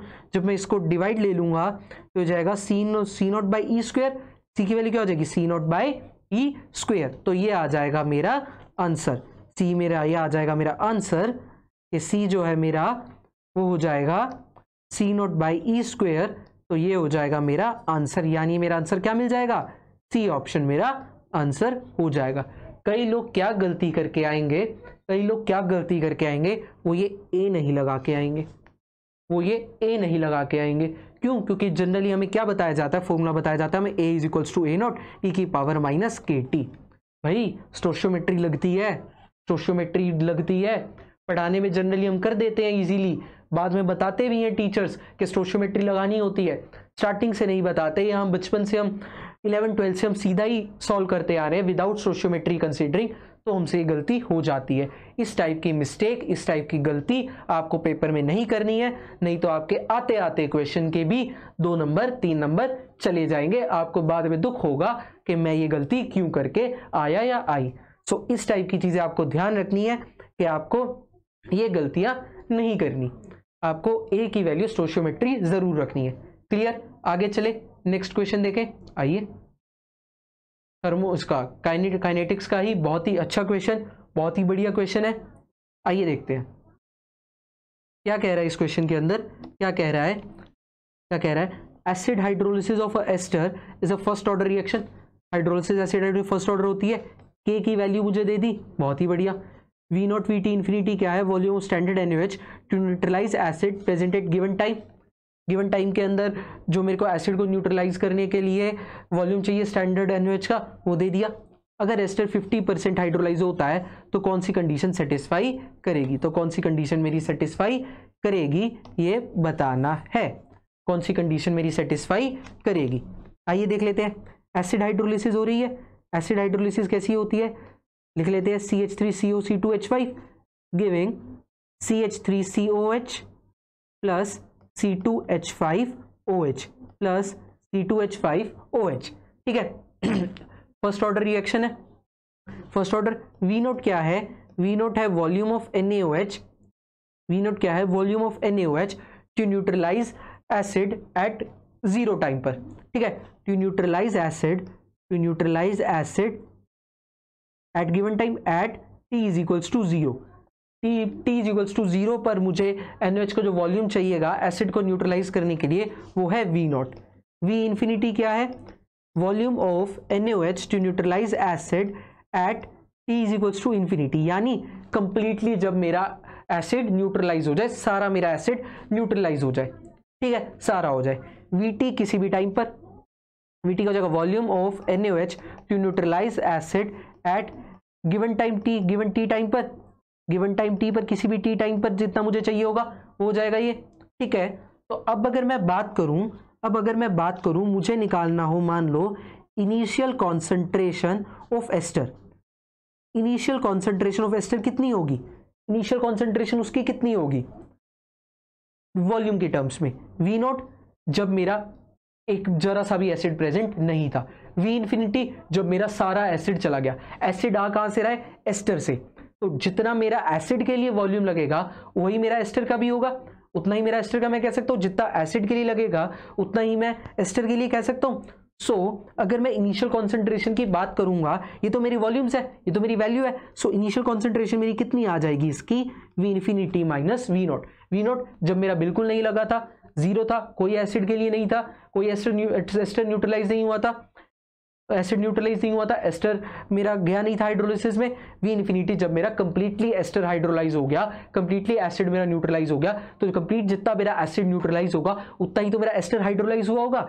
जितना वो न्यूट्रलाइज होगा एसिड, जितना मेरा एसिड न्यूट्रलाइज होगा उतना ही तो मेरा एस्टर हाइड्रोलाइज होगा, जितना न्यूट्रलाइज होगा उतना ही हाइड्रोलाइज होगा। सो इनिशियल कॉन्सेंट्रेशन क्या आ जाएगी, V infinity minus V naught. अगर मुझे कॉन्सेंट्रेशन ऑफ एस्टर देखनी हो, कॉन्सेंट्रेशन ऑफ एस्टर देखनी हो किसी भी टाइम T पर वॉल्यूम के टर्म्स में, किसी भी टाइम T पर वॉल्यूम के टर्म्स में, वो भी ऐसी कैलकुलेट हो जाएगी, V infinity minus V T. किसी भी टाइम T पर मेरी कितनी बची होगी, T मेरा न्यूट्रलाइज हो चुका होगा, T वॉल्यूम तक का T टाइम पर मेरा वॉल्यूम न्यूट्रलाइज हो चुका होगा एसिड का, तो बचा कितना होगा, we infinity minus V T. बचा कितना होगा, we infinity minus V T मेरा बचा होगा। ठीक है, सो मेरी कॉन्सेंट्रेशन किसी भी टाइम पर एस्टर की कितनी हो जाएगी, V infinity minus V T. क्यों, टी टाइम पर वो वॉल्यूम मेरा एसिड का न्यूट्रलाइज हो चुका है, एस्टर का हाइड्रोलाइज हो चुका है, तो बचा हुआ कितना होगा, टोटल में से उसको घटा दूं, टोटल में से उसको घटा दूं, जितना मेरा न्यूट्रलाइज हो चुका, जितना मेरा एस्टर हाइड्रोलाइज हो चुका, या जितना मेरा एसिड न्यूट्रलाइज हो चुका, तो उसको घटा दूं, तो वो क्या हो जाएगा, V infinity minus V T. अब मुझे क्या बोला, मुझे उसने क्वेश्चन में बोला if ester is 50% hydrolyse, ester अगर मेरा 50% हाइड्रोलाइज हो जाएगा तो बचा हुआ एस्टर कितना होगा। बचा हुआ एस्टर मेरा कितनी थी वैल्यू मैंने पहले लिखी, कितनी वैल्यू मैंने पहले लिखी, we infinity minus V T. अगर मेरा एस्टर 50% हाइड्रोलाइज हो चुका होगा, अगर मेरा एसिड 50% न्यूट्रलाइज हो चुका होगा, तो कितना बचा होगा, बाकी का 50%, तो वो कितना होगा, इनिशियल कॉन्सेंट्रेशन का 50%। इनिशियल कॉन्सेंट्रेशन का 50% यानी इनिशियल कॉन्सेंट्रेशन का हाफ। इनिशियल कॉन्सेंट्रेशन की वैल्यू ये थी, बचा हुआ कितना होगा 50% के बाद, किसी भी टाइम पर निकालना है, वो ये है वॉल्यूम की टर्म्स में। सो वॉल्यूम की टर्म्स में जो बचा हुआ होगा वो इनिशियल कॉन्सेंट्रेशन का हाफ हो जाएगा 50%। क्रॉस मल्टीप्लाई कर लें, क्रॉस मल्टीप्लाई कर लें तो क्या हो जाएगा, 2v infinity minus 2vt is equals to v infinity minus v naught. Equals to V infinity minus V naught. अब अगर मैं क्या करूं, वी इन्फिनिटी को इधर ले आऊं तो ये वी इन्फिनिटी हो जाएगा, ये हो जाएगा 2vt, vt को वाली टर्म्स को मैं उधर ले जाऊं, राइट साइड ले जाऊं, 2vt minus V naught. V infinity मेरा क्या आ जाएगा, वी इन्फिनिटी आ जाएगा 2vt माइनस वी नॉट, जो कि मेरा सी ऑप्शन मैच कर रहा है, यानी सी हो जाएगा मेरा correct answer. C is the correct answer. ठीक है, सो वी इन्फिनिटी हो जाएगा, सॉरी वी इन्फिनिटी हो जाएगा 2vt माइनस वी नॉट, तो ये हो जाएगा मेरा करेक्ट आंसर, ये हो जाएगा मेरा करेक्ट आंसर। ठीक है, सो इस टाइप के क्वेश्चंस की आपकी इस तरीके की अप्रोच होगी, तभी आप इस टाइप के क्वेश्चन को टाइम बचाते हुए सॉल्व कर पाएंगे। अदरवाइज आप इसको टाइम बचाकर सॉल्व नहीं कर पाएंगे, आपका ये टाइम ले जाएगा और आपको और क्वेश्चंस करने में फिर टाइम कम मिलेगा, तो आप इसको छोड़ना भी चाहेंगे। बट अगर आपकी इस टाइप के क्वेश्चंस की अप्रोच होगी, जिस तरीके से मैं बता रहा हूं इस तरीके की आपकी अप्रोच होगी, तो आप टाइम को सेव करते हुए क्वेश्चन को सॉल्व कर पाएंगे। तो चलिए नेक्स्ट क्वेश्चन देखते हैं। बहुत ही अच्छा क्वेश्चन है, इजी क्वेश्चन है, अच्छा क्वेश्चन है। ठीक है, क्या कह रहा है इसके अंदर, temperature of 1 mole of gas is increased by 1 degree at constant pressure, work done बताना है। क्या बताना है, वर्क डन बताना है। ठीक है, वर्क डन बताना है, प्रेशर मेरा कांस्टेंट है, तो टेम्परेचर मेरा क्या किया गया है, 1 डिग्री इंक्रीज किया गया है। ठीक है, तो अगर आप इसको सोचेंगे W equals to minus PdV लगाऊं या वो लगाऊं, तो उससे आपकी इतनी अप्रोच नहीं बन पाएगी। हम इसको किस तरीके से सॉल्व करेंगे, किस तरीके से करेंगे वो देखिए। हमें पता है आइडियल गैस इक्वेशन क्या होती है, PV is equals to nRT। Ideal gas equation क्या होती है, PV is equals to nRT। अब अगर मैं इसका डेरिवेटिव कर दूं, तो क्या हो जाएगा, PdV plus VdP is equals to क्या हो जाएगा, nRDT, क्योंकि टेम्परेचर तो R तो मेरा कांस्टेंट रहता है। ठीक है, dt मैंने यहां पे कर दिया। अब मुझे पता है प्रेशर क्या है, कांस्टेंट, सो dp क्या हो जाएगा, 0। सो अगर इसको मैं करूंगा तो क्या आएगी, pdv की वैल्यू क्या आएगी, pdv की वैल्यू आएगी nRdt, pdv की वैल्यू क्या आएगी, nRdt। ठीक है, सो pdv की वैल्यू क्या आ जाएगी, nRdt। pdv क्या होता है, w, pdv क्या होता है, वर्क डन की वैल्यू आ गई nRdt, वर्क डन की वैल्यू क्या आ गई, nRdt। अब मुझे पता है 1 मोल ऑफ गैस से रखी है, सो n की वैल्यू 1, टेम्परेचर किससे इंक्रीज हो रहा है, 1 डिग्री से, सो dt की वैल्यू भी 1। ठीक है, अब यहाँ पर मुझे इससे कोई वो मेंशन नहीं किया था कि मेरा कौन सा प्रोसेस है, तो इसलिए मैं आइडियल गैस इक्वेशन की हेल्प से चला और मेरा ये फॉर्मूला निकल के आया nRdt। जब मैं इसको सॉल्व करूंगा, सो 1 इंटू r, n की वैल्यू 1, r क्या रख दी, dt की भी वैल्यू 1, सो w की वैल्यू कितनी आ जाएगी, 1, w की वैल्यू कितनी आ जाएगी, 1, तो यानी ये हो जाएगा मेरा, w की वैल्यू कितनी आ जाएगी, w की वैल्यू आ जाएगी r, 1 इंटू आर ना, सो w की वैल्यू आ जाएगी r, तो ये हो जाएगा मेरा करेक्ट आंसर। तो यानी w is equals to r, तो a हो जाएगा मेरा इसका करेक्ट आंसर। सो इस क्वेश्चन का करेक्ट आंसर इज होगा a, करेक्ट आंसर होगा इसका a। ठीक है, क्लियर, आ रही है आप सबको समझ, कितना सिंपल सा क्वेश्चन था, विद इन 5-10 सेकेंड्स आप सॉल्व करके आंसर लगा सकते थे। बस आपको अप्रोच ये रखनी है, अप्रोच ये प्रोसीड करनी है, तो आप आराम से इस क्वेश्चन को इजीली कर सकते हैं। ठीक है, नेक्स्ट चलें, नेक्स्ट क्वेश्चन देखते हैं। बहुत ही अच्छा क्वेश्चन बहुत ही अच्छा क्वेश्चन। क्या कह रहा है इस क्वेश्चन के अंदर, क्या कह रहा है, KSP of the MgOH whole twice, 2 नहीं आएगा यहाँ पे, MgOH होल ट्वाइस रहना था, KSP of the MgOH whole twice is इतना एट 30 डिग्री सेल्सियस। KSP की वैल्यू दे दी, उसकी मोलर सॉल्युबिलिटी आपको बतानी है, मोलर सॉल्युबिलिटी बतानी है pH 12 के ऊपर। क्या बताना है, मोलर सॉल्युबिलिटी बतानी है pH 12 के ऊपर। ठीक है, चलिए करते हैं सोल्व। pH मुझे कितना दे रखा है, 12, बेस की बात हो रही है, MgOH होल ट्वाइस बेस है, सो pH इतना है, तो pOH कितना हो जाएगा, pOH कितना हो जाएगा, 14 माइनस 12, 2, टेम्परेचर 30 डिग्री सेल्सियस पर हम 14 ही मान के चलते हैं, सो pOH कितना हो जाएगा, 2। अब अगर मैं MgOH होल ट्वाइस को डिसोसिएट करूंगा, अगर मैं MgOH होल ट्वाइस को डिसोसिएट करूंगा, तो कैसे डिसोसिएट होगा, वो Mg2 plus 2OH minus, right, इसी फॉर्म में डिसोसिएट होगा। OH माइनस की मुझे पता चल गई, POH 2 है, तो यानी OH माइनस मेरे कितने होंगे, OH माइनस मेरे पहले से सॉल्यूशन के अंदर कितने होंगे, सॉल्यूशन मुझे दे रखा है pH 12 का, उसमें उसकी pH 12 के अंदर में मुझे उसकी सॉल्युबिलिटी बताई थी, मोलर सॉल्युबिलिटी, ठीक है। सो pH अगर 12 है तो pH कितना 2, सो OH माइनस ऑलरेडी सॉल्यूशन के अंदर कितने होंगे 10 की पावर -2 मोलर, 10 की पावर -2 होंगे, तो ये मेरे होंगे कितने यहाँ पर ऑलरेडी 10 की पावर -2 मोलर। अब अगर जब मेरा ये डिसोसिएट होगा, जब ये मेरा डिसोसिएट होगा तो ये क्या देगा S, यहाँ पर क्या हो जाएगा फिर ये S प्लस 10 की पावर -2, राइट।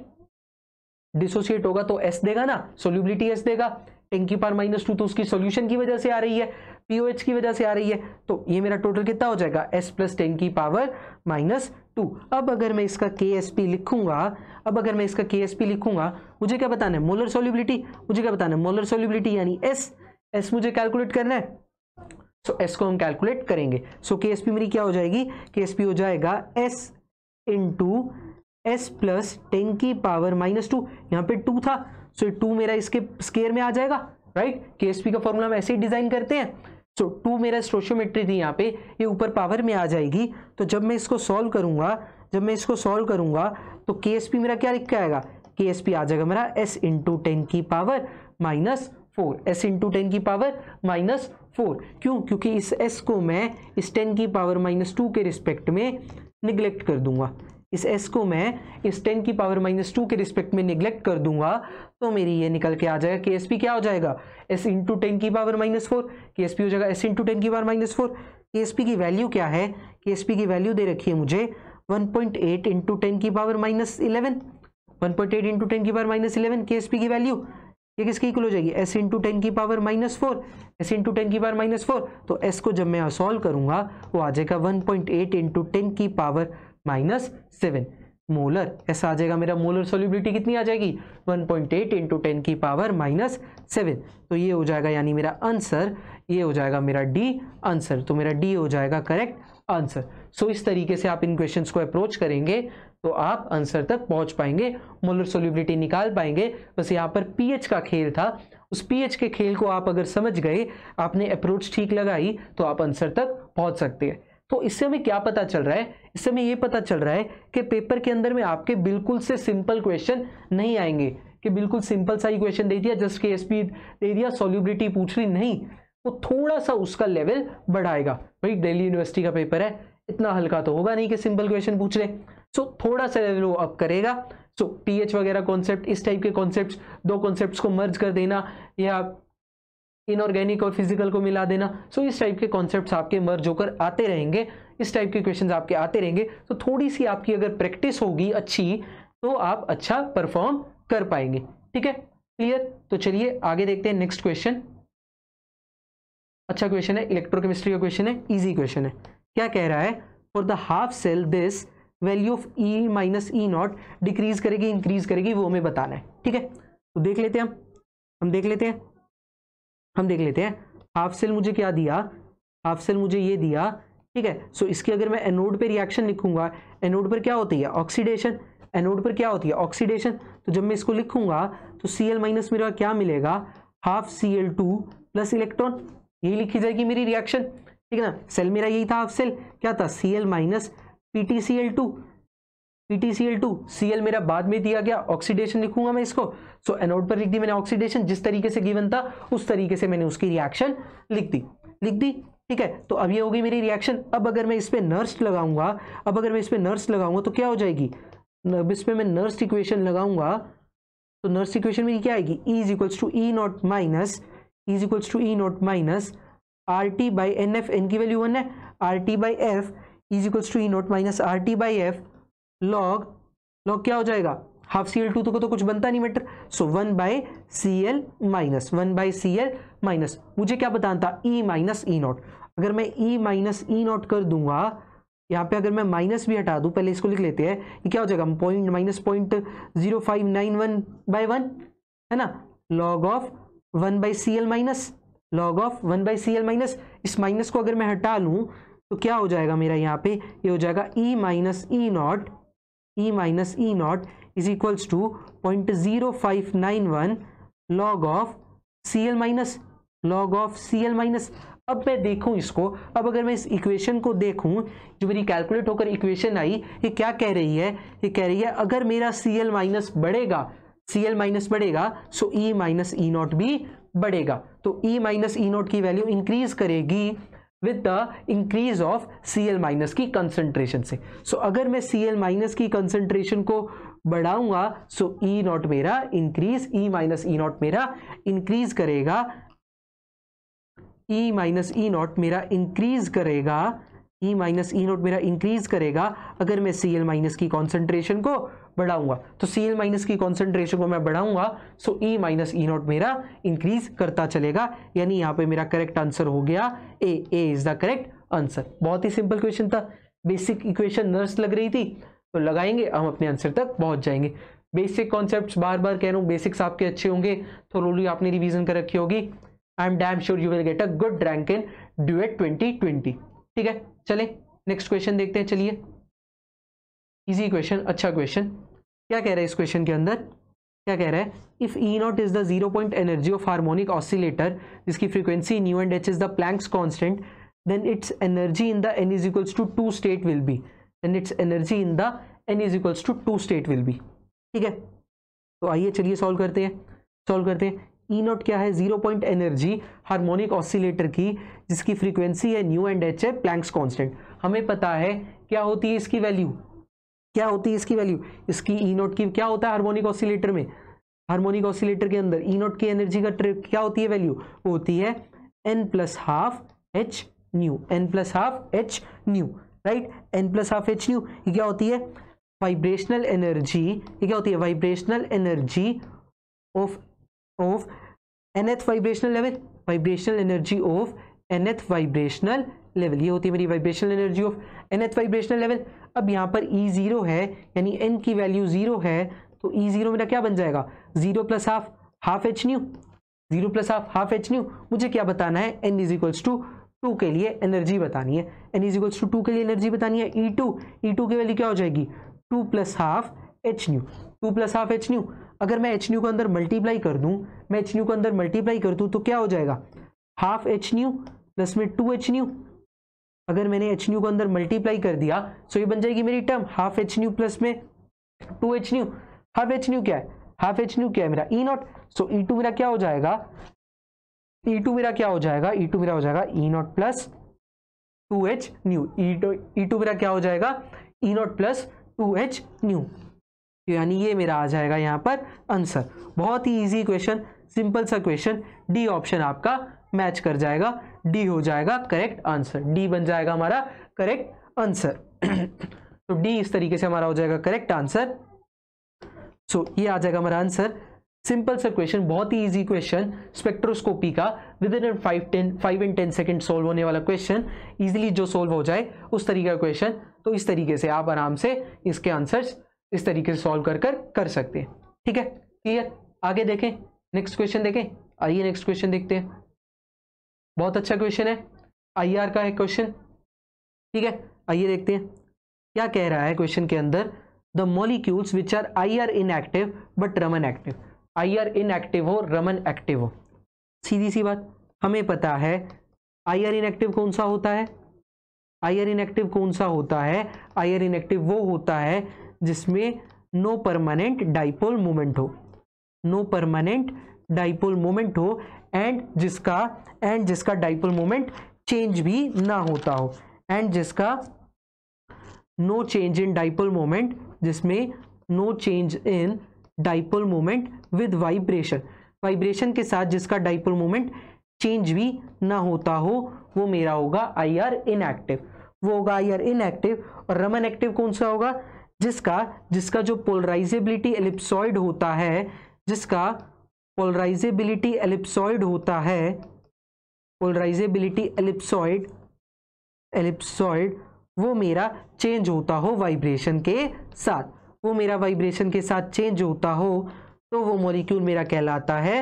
रमन एक्टिव, वो मॉलिक्यूल मेरा कहलाता है रमन एक्टिव। जिसका मेरा पोलराइजेबिलिटी एलिप्सॉइड वाइब्रेशन के साथ चेंज होता हो वो कहलाता है रमन एक्टिव, और जिसका मेरा परमानेंट डाइपोल मोमेंट नहीं होता, या डाइपोल मोमेंट मेरा चेंज नहीं होता वाइब्रेशन के साथ, वो होते हैं मेरे IR इनएक्टिव। सो देख लेते हैं किसमें परमानेंट डाइपोल मोमेंट नहीं है। HCl में बेहतरीन डाइपोल मोमेंट, बढ़िया तरीके से चार्ज सेपरेट होते हैं। SO2 में भी होता है डाइपोल मोमेंट, प्रोटीन में भी होता है, किसमें नहीं होता, N2 के अंदर डाइपोल मोमेंट नहीं होता, N2 के अंदर तो नहीं होता, हमें पता है N2 हमारा क्या है, लीनियर मॉलिक्यूल, NN 2 एटम्स है, सो इसके अंदर कोई डाइपोल मोमेंट का मतलब नहीं, कैंसिल हो जाते हैं, डाइपोल मोमेंट 0 रहेगा और इसका वाइब्रेशंस के साथ में डाइपोल मोमेंट चेंज भी नहीं होने वाला, तो यानी यहाँ पर मेरा ए जो है वो मेरा करेक्ट आंसर हो जाएगा। क्लियरली जिसको जरा सा बस कॉन्सेप्ट पता हो, जिसको ये पता हो कि IR इनएक्टिव कौन से होते हैं जिनका डाइपोल मोमेंट चेंज नहीं होता, परमानेंट नहीं होता, no permanent dipole moment, permanent dipole moment नहीं होता, या जिनका डाइपोल मोमेंट चेंज नहीं होता, वो होते हैं मेरे IR इनएक्टिव। वो सीधा ही पढ़ते ही क्वेश्चन को 10-20 सेकंड्स के अंदर लगाकर आगे चलते। क्लियर है, आ रही है बात समझ, इस तरीके से हो जाता। आइए नेक्स्ट क्वेश्चन देखते हैं। बहुत ही अच्छा क्वेश्चन है, ये भी बहुत ही कॉन्सेप्चुअल क्वेश्चन है। थर्मो के आपने कॉन्सेप्ट्स अच्छे से पढ़ रखे होंगे, बेसिक्स क्लियर होंगे, आप कर जाएंगे। क्या कह रहा है इस क्वेश्चन के अंदर, ए थर्मस बोतल containing coffee is vigorously shaken and thereby the temperature of the coffee rises। एक थर्मस की बोतल है, कॉफी है उसके अंदर, उसको हमने विग्रसली शेक कर दिया, ठीक है, उसमें क्या था, उसका टेम्परेचर बढ़ा, शेक करने से उसका टेम्परेचर बढ़ गया। तो अब मुझे बताना है कि उसके अंदर Q, W और डेल्टा U की वैल्यू क्या क्या होगी, Q, W और डेल्टा U की वैल्यू क्या क्या हो सकती है। आइए देखते हैं, समझते हैं। पता तो लग गया हमें क्या है, थर्मस बोतल है, उसके अंदर कॉफी है, उसको मैंने जब शेक करूंगा, उसको जब मैं विग्रसली शेक करूंगा तो उसका टेम्परेचर बढ़ रहा है, ठीक है। क्या दे रखा है मुझे दे रखी है थर्मस की बोतल, थर्मस बोतल दे रखी है। थर्मस बोतल भाई जब मैं शेक करूंगा, थर्मस बोतल है, शेक करूंगा, बेशक उसके अंदर गर्म कॉफी या गर्म चाय कुछ भी हो, उसको जब मैं शेक कर रहा हूँ तो उसका मेरा क्या है, हीट का एक्सचेंज नहीं होता है ना। हीट तो मेरी बाहर कोई नहीं निकलती, जब मैं बोतल को शेक करता हूं तो ना तो मुझे वो बाहर से गर्म लगती है ना ठंडी लगती है, सो नो हीट एक्सचेंज। जब थर्मस बोतल को मैं शेक करूंगा, so no heat exchange between system and surroundings, system and surroundings के बीच में कोई हीट एक्सचेंज नहीं होता, सिस्टम एंड सराउंडिंग्स के बीच में कोई हीट एक्सचेंज मेरा नहीं होता। जब कोई हीट एक्सचेंज नहीं होगा तो क्यू की वैल्यू क्या होगी, जीरो, क्यू की वैल्यू क्या होगी, जीरो, क्यू की वैल्यू मेरी क्या होगी, जीरो, ठीक है। अब मैंने क्या किया था, मैंने उस थर्मस बोतल को जिसके अंदर कॉफी थी उसको मैंने शेक किया था, उसको मैंने क्या किया था, शेक। तो शेक करने की वजह से क्या होगा, वर्क डन होगा, क्यों, क्योंकि कॉफी मेरी शेक हो रही है, work done as the vigorously shaken, thermos को मैंने विग्रसली शेक किया, तो कॉफी के सिस्टम में मेरा क्या होगा, वर्क डन होगा, सो वर्क डन होगा on the system, so W क्या आ जाएगा मेरा ऑन द सिस्टम होने की वजह से, positive, work done on the system क्या हो जाएगा, पॉजिटिव, सो W की वैल्यू क्या आ जाएगी, पॉजिटिव, ठीक है। अब यहां पर मुझे A और C ऑप्शन में क्या दे रखा था, W की वैल्यू नेगेटिव, दोनों ऑप्शन कट गए, बचा क्या क्या, B या D में से। अब अगर मैं देखूं, अब क्या हो रहा है, जब मैंने उसको शेक किया तो मेरा टेम्परेचर जो था कॉफी का वो राइज कर रहा था, टेम्परेचर क्या था, कॉफी का राइज कर रहा था। जब मेरा टेम्परेचर राइज कर रहा था, T मेरा बढ़ रहा था, मुझे पता है मेरी जो इंटरनल एनर्जी होती है वो टेम्परेचर डिपेंडेंट होती है, टेम्परेचर पर डिपेंड होती है। तो जब मेरा टेम्परेचर बढ़ेगा तो डेल्टा U भी बढ़ेगा, जो डेल्टा U जब बढ़ेगा तो मेरा डेल्टा U क्या आएगा, वो आ जाएगा पॉजिटिव, डेल्टा U क्या आएगा, वो आएगा पॉजिटिव। टेम्परेचर बढ़ेगा तो टेम्परेचर बढ़ेगा, डेल्टा U मेरा टेम्परेचर डिपेंडेंट होता है, तो टेम्परेचर बढ़ेगा कॉफी के सिस्टम का तो उसकी डेल्टा U भी बढ़ेगी, डेल्टा U क्या हो जाएगा, पॉजिटिव, डेल्टा U क्या आ जाएगा, पॉजिटिव। सो क्या ऑप्शंस मेरे मैच कर रहे हैं, ऑप्शन मेरे क्या मैच कर रहे हैं, Q0, W positive, delta U positive, तो यानी B ऑप्शन से मेरे ऑप्शन मैच कर रहे हैं, तो B हो जाएगा मेरा correct answer, B is the correct answer, B मेरा आ जाएगा करेक्ट आंसर। क्लियर, आप लोग को बात समझ में आई। सो इस तरीके से आपको अगर बेसिक कॉन्सेप्ट्स पता होंगे, आपने फर्स्ट लॉ ऑफ थर्मोडायनेमिक्स को अच्छे से पढ़ा होगा, आपको ये system surroundings and heat exchange और work done on the system, ये सब चीज़ें आपने पढ़ी होंगी, इंटरनल एनर्जी कैसे डिपेंड करती है, तो ही आप इस क्वेश्चन को कर पाएंगे, तो ही आप इसको सॉल्व कर पाएंगे, तभी आप आंसर तक पहुंच पाएंगे। क्लियर, आ रही है बात समझ, आगे चलें, चलिए नेक्स्ट क्वेश्चन देखते हैं। बहुत ही अच्छा क्वेश्चन, इजी क्वेश्चन, ठीक है। क्या कह रहा है इस क्वेश्चन के अंदर, क्या कह रहा है, कॉन्जुगेट बेस पूछा, एसिड बेस का क्वेश्चन है वैसे तो इसको हम छोड़ भी सकते हैं, फिजिकल में नहीं आता तो ठीक है, अगला देखते हैं, कोई बात नहीं, आ गया ऐसी। नेक्स्ट देखते हैं, नेक्स्ट क्या कह रहा है, नेक्स्ट क्या कह रहा है, नेक्स्ट में वो आप लोग को कह रहा है, नेक्स्ट में क्या कह रहा है, लिथियम सेलेनाइड, ठीक है, LiSC, ठीक है, lithium selenide, lithium selenide can be described as a closest packed array of selenide ions, CCP closest packed array, FCC lattice बनेगा, यानी पहले से अप्रोच बनाते जाओ, मन में ही बनाते जाओ, करते जाओ, दिमाग लगाते जाओ कि क्वेश्चन मेरा इस तरीके का हो सकता है, CCP बोला यानी FCC बन रहा होगा, FCC बन रहा होगा।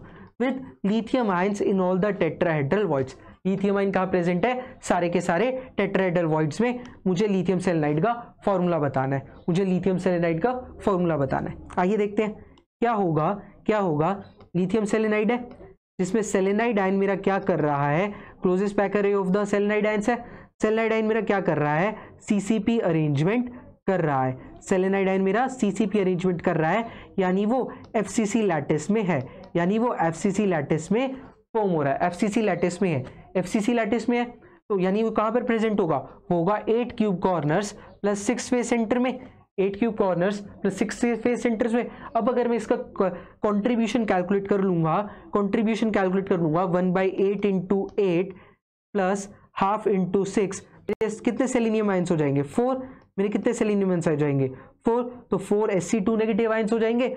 अब जब मेरे FCC लैटिस बन रहा है, FCC लैटिस मेरा बन रहा है, CCP अरेंजमेंट है, यानी FCC लैटिस बन रहा है, इस FCC लैटिस के अंदर क्या होता है, इस FCC लैटिस के अंदर मेरे हमें पता है 8 टेट्राहेड्रल वॉइड्स होते हैं, 8 टेट्राहेड्रल वॉइड्स होते हैं, और हर टेट्राहेड्रल वॉइड्स के ऊपर मेरा लिथियम आयन है, तो यानी लिथियम आयन कितने हो जाएंगे, 8 Li प्लस आयंस मेरे होंगे, 4 Sc2 माइनस आयंस होंगे एंड 8 Li प्लस आयंस होंगे। तो जब मैं इनको अगर लिखूंगा, जब मैं इनको लिखूंगा तो ये मेरा क्या बन जाएगा, मेरा क्या फॉर्मूला बन जाएगा, फॉर्मूला बन जाएगा Li8Sc4, Li8Sc4, इसको जब मैं तोड़ दूं तो ये मेरा क्या बन जाएगा, Li2Se, क्या बन जाएगा, Li2Se, तो यानी ये हो जाएगा मेरा करेक्ट आंसर।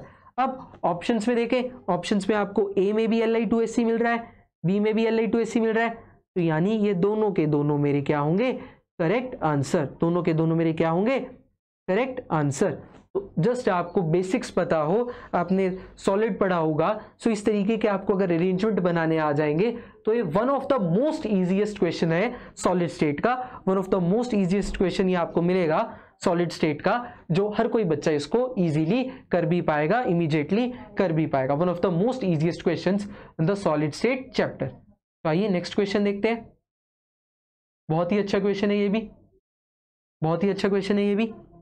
आइए देखते हैं क्या कह रहा है इसके अंदर, क्या कह रहा है इस क्वेश्चन के अंदर, क्या कह रहा है, pKa of an amino acid is इतना, pKa दे दिया अमीनो एसिड का, at what pH of amino acid is 5% dissociated, क्या करना है, क्या करना है, pH निकालना है, pH निकालना है, pH का वैल्यू हमें पता है क्या होती है, -log H+, -log H+ calculate करना है, -log H+ कैलकुलेट करना है, यानी मुझे मेनली क्या चाहिए, H+ की कॉन्सेंट्रेशन, मेनली मुझे क्या चाहिए, H+ की कॉन्सेंट्रेशन, एमिनो एसिड है, pKa दे रखा है, यानी वो डिसोसिएट हो रहा है, ठीक है। तो मैं क्या करता हूँ, मैं एक एमिनो एसिड यहाँ पर लिख लेता हूँ, R1 R2 एमिनो एसिड लिख लेता हूँ मैं, COH NH2, ये हो गया मेरा एमिनो एसिड।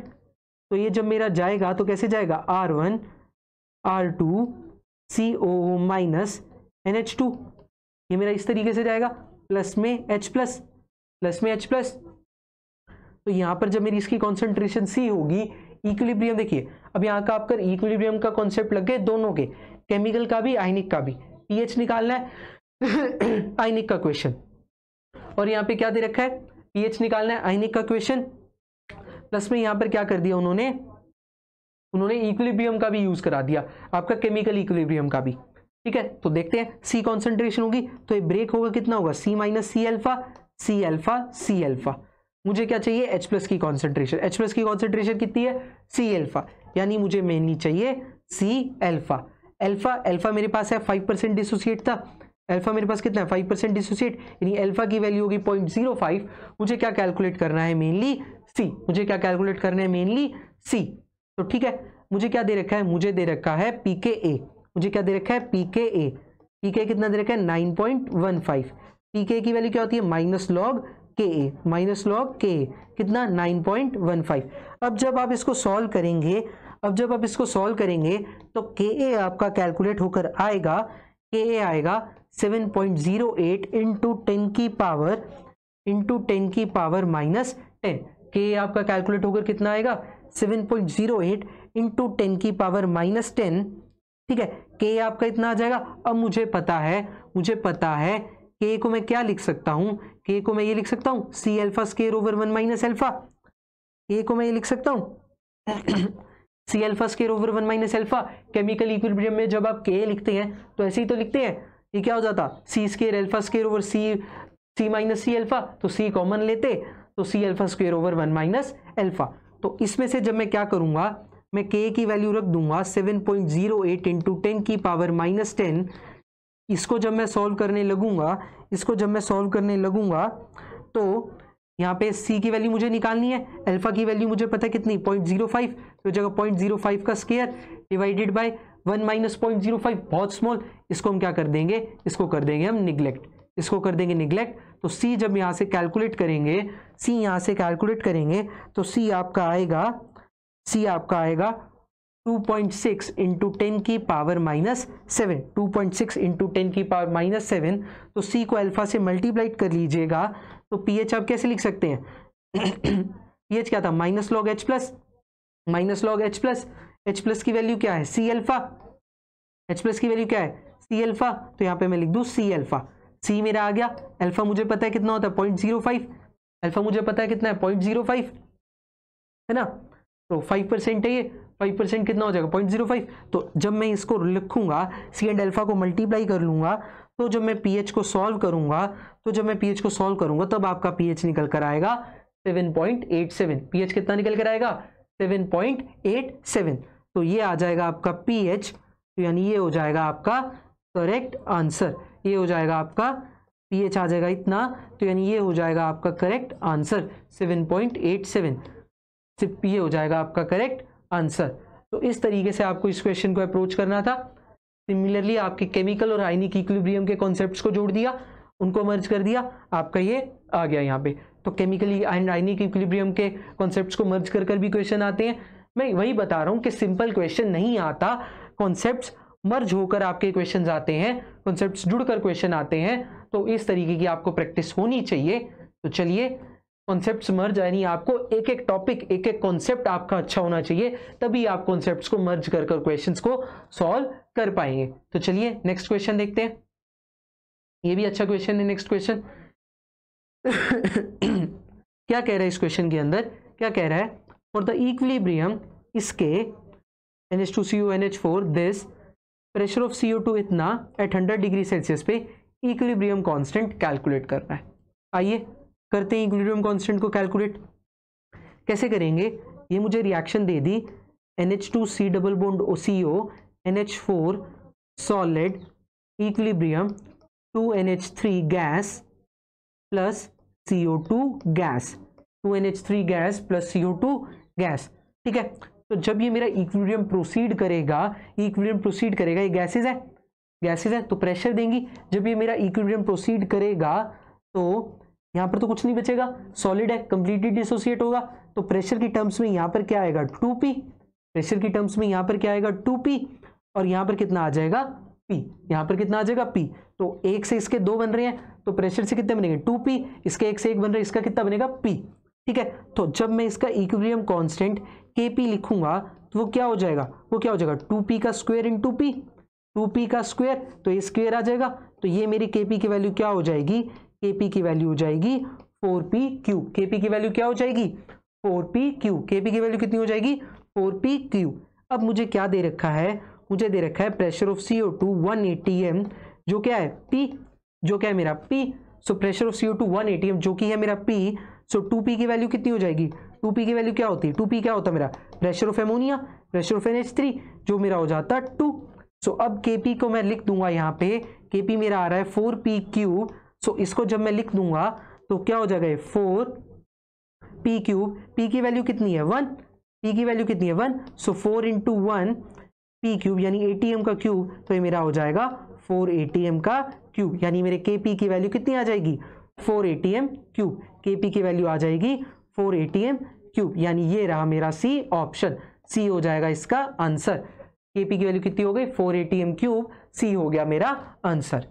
बहुत ही सिंपल अप्रोच, बहुत ही सिंपल इक्विलिब्रियम का क्वेश्चन, केमिकल इक्विलिब्रियम का, कि भाई रिएक्शन मेरी जब डिसोसिएट होगी तो गैस है, प्रेशर की टर्म्स में मैं बात करूंगा क्योंकि मुझे प्रेशर दे रखा है और गैस मेरा प्रेशर देंगी भी गैसेस, तो क्या होगा 1 से 2, जो कितना बनेगा 2p, इसका p, तो प्रेशर मेरे बराबर ही रहेंगे, उसका p बनेगा उसका 2p बनेगा। तो जब प्रेशर ऑफ CO2 1 ATM है तो यहाँ पे ये मेरे इसका मेरा कितना हो जाएगा 2p, सो 2 हो जाएगा, ये सॉल्व करके मेरा आ जाएगा 4 ATM³। इस तरीके से मेरा सॉल्व हो जाएगा। ठीक है, आइए चलिए नेक्स्ट क्वेश्चन देखते हैं। ठीक है, तो ये है हमारा लास्ट क्वेश्चन, इसको देखते हैं इसमें क्या कह रहा है। लास्ट क्वेश्चन में क्या कह रहा है, क्या कह रहा है, फॉर द फॉलोइंग इक्विलिब्रियम, वही इक्विलिब्रियम दे दिया 2NH3 CO2 NH2 CO4 N4, Kp की वैल्यू अब की बार दे दी, Kp is found to be this at 500 Kelvin, hence the partial pressure of NH3 and CO2। Partial pressure मुझे पूछ लिया किसका, NH3 and CO2 का। जिसने पहला क्वेश्चन सॉल्व किया होगा वो इमीडिएटली इस पर अप्रोच करेगा, इमीडिएटली अप्रोच करेगा। तो कैसे करेगा हमें पता है, रिएक्शन को एक बार चलो फिर भी लिख लेते हैं। जिसने पीछे वाला क्वेश्चन सॉल्व किया होगा वो रिएक्शन को दोबारा लिखेगा भी नहीं, वो रिएक्शन को दोबारा लिखेगा भी नहीं, है ना। 2NH3 gas plus CO2 gas, पिछली रिएक्शन में हमने लिखा था Kp कितना आ रहा था, ठीक है, ठीक है। तो इसमें क्या बन रहा था मेरा, इसमें क्या बन रहा था, जब ये डिसोसिएट होगा तो ये देगा 2p, ये देगा p प्रेशर, डिसोसिएट होकर वो 2p बनेगा, 2 है उसके और उसके 1 है मोल्स, तो वो p देगा। तो Kp मेरा क्या बन रहा था, Kp हमने पिछली रिएक्शन में भी लिखा था 4p³, 4p³। Kp की वैल्यू भी मुझे यहाँ पर दे दी अब की बार 0.5, 4p³। मुझे क्या बताना है, pressure of CO2 and pressure of ammonia. So यानी मुझे क्या कैलकुलेट करना है, मुझे p और 2p बताना है। तो p की वैल्यू यहां से सॉल्व हो जाएगी। सो p³ मेरा कितना आएगा, p³ मेरा सॉल्व होकर कितना आएगा 0.5/4। इसका जब मैं क्यूब रूट ले लूंगा सो p मेरा क्यूब रूट होकर आ जाएगा, p मेरा क्यूब रूट होकर आएगा 0.5 ATM, p मेरा क्यूब रूट होकर आ जाएगा 0.5 ATM। p क्या है मेरा, p क्या है, p क्या है मेरा, p है मेरा pressure of CO2, pressure of CO2 कितना होगा यानी 0.5 ATM। अब यही मैं बात करूं प्रेशर ऑफ एमोनिया की, प्रेशर ऑफ एमोनिया की वो कितना है 2p, प्रेशर ऑफ एमोनिया कितना है 2p। सो 2 इंटू में 0.5, p की वैल्यू 0.5 आई, 2 इंटू 0.5 ये हो जाएगा यानी मेरा 1 ATM, ये हो जाएगा मेरा कितना 1 ATM। So pressure of ammonia is 1 ATM and pressure of CO2 is 0.5 ATM, वो मेरा सी ऑप्शन में मुझे मिल रहा है। बहुत ही सिंपल क्वेश्चन थे दोनों, एक क्वेश्चन आपने सॉल्व कर दिया तो दूसरे को तो आप विद इन 10 सेकंड सॉल्व करके लगा देंगे। Kp की सीधी वैल्यू लिखेंगे, p निकालेंगे, p की वैल्यूज हमें पता लग जाएंगी, pressure of CO2 pressure of ammonia हमारा कैलकुलेट हो जाएगा। तो इस तरीके से मुझे सी ऑप्शन मेरा आंसर मिल जाएगा। तो सी होगा यहाँ पे मेरा करेक्ट आंसर, सी हो जाएगा मेरा करेक्ट आंसर। तो ये था हमारा लास्ट क्वेश्चन, यहाँ हमने डिस्कस करे 2015 के फिजिकल केमिस्ट्री के क्वेश्चंस। तो देखा आप सबने के किस किस टाइप के किन किन टॉपिक से क्वेश्चन आए, सॉलिड से आए, आयनिक एंड केमिकल इक्विलिब्रियम से आए, एंड सॉल्यूशन लिक्विड स्टेट से बहुत आए, काइनेटिक से भी आए, स्पेक्ट्रोस्कोपी से एक आधा आया, क्वांटम से एक आधा है। तो ये टॉपिक्स आपके बहुत इंपॉर्टेंट बन जाते हैं, इनके कॉन्सेप्ट्स, इनके थोरोली बेसिक्स आपको अच्छे से रिवाइज होने चाहिए। ये टाइम भी वैसे अब आपका रिवाइज का ही है, तो आपने प्रिपेयर तो कर लिया होगा, अब आपको बस जस्ट रिवाइज करना है। तो रिवाइज के लिए आपको प्रीवियस ईयर ही करने चाहिए। सो हम यहाँ पर प्रीवियस ईयर की आपको हेल्प करा रहे हैं, तो जो आपके कॉन्सेप्ट्स को, जो आपके बेसिक्स को अच्छे से रिवाइज करा देगा। तो वीडियो को जरूर देखें, लाइक करें, कुछ भी आपको डाउट हो या कैसी लगी वीडियो कमेंट जरूर करें, बिल्कुल मुझे बताना, मोटिवेट करें। ऐसे ही वीडियोस और ऐसे ही अच्छे इंटरेक्टिव सेशंस आप लोग के साथ हम लोग लाते रहेंगे। Thank you. तो वीडियो को लाइक करें, चैनल को सब्सक्राइब करें। Thanks a lot.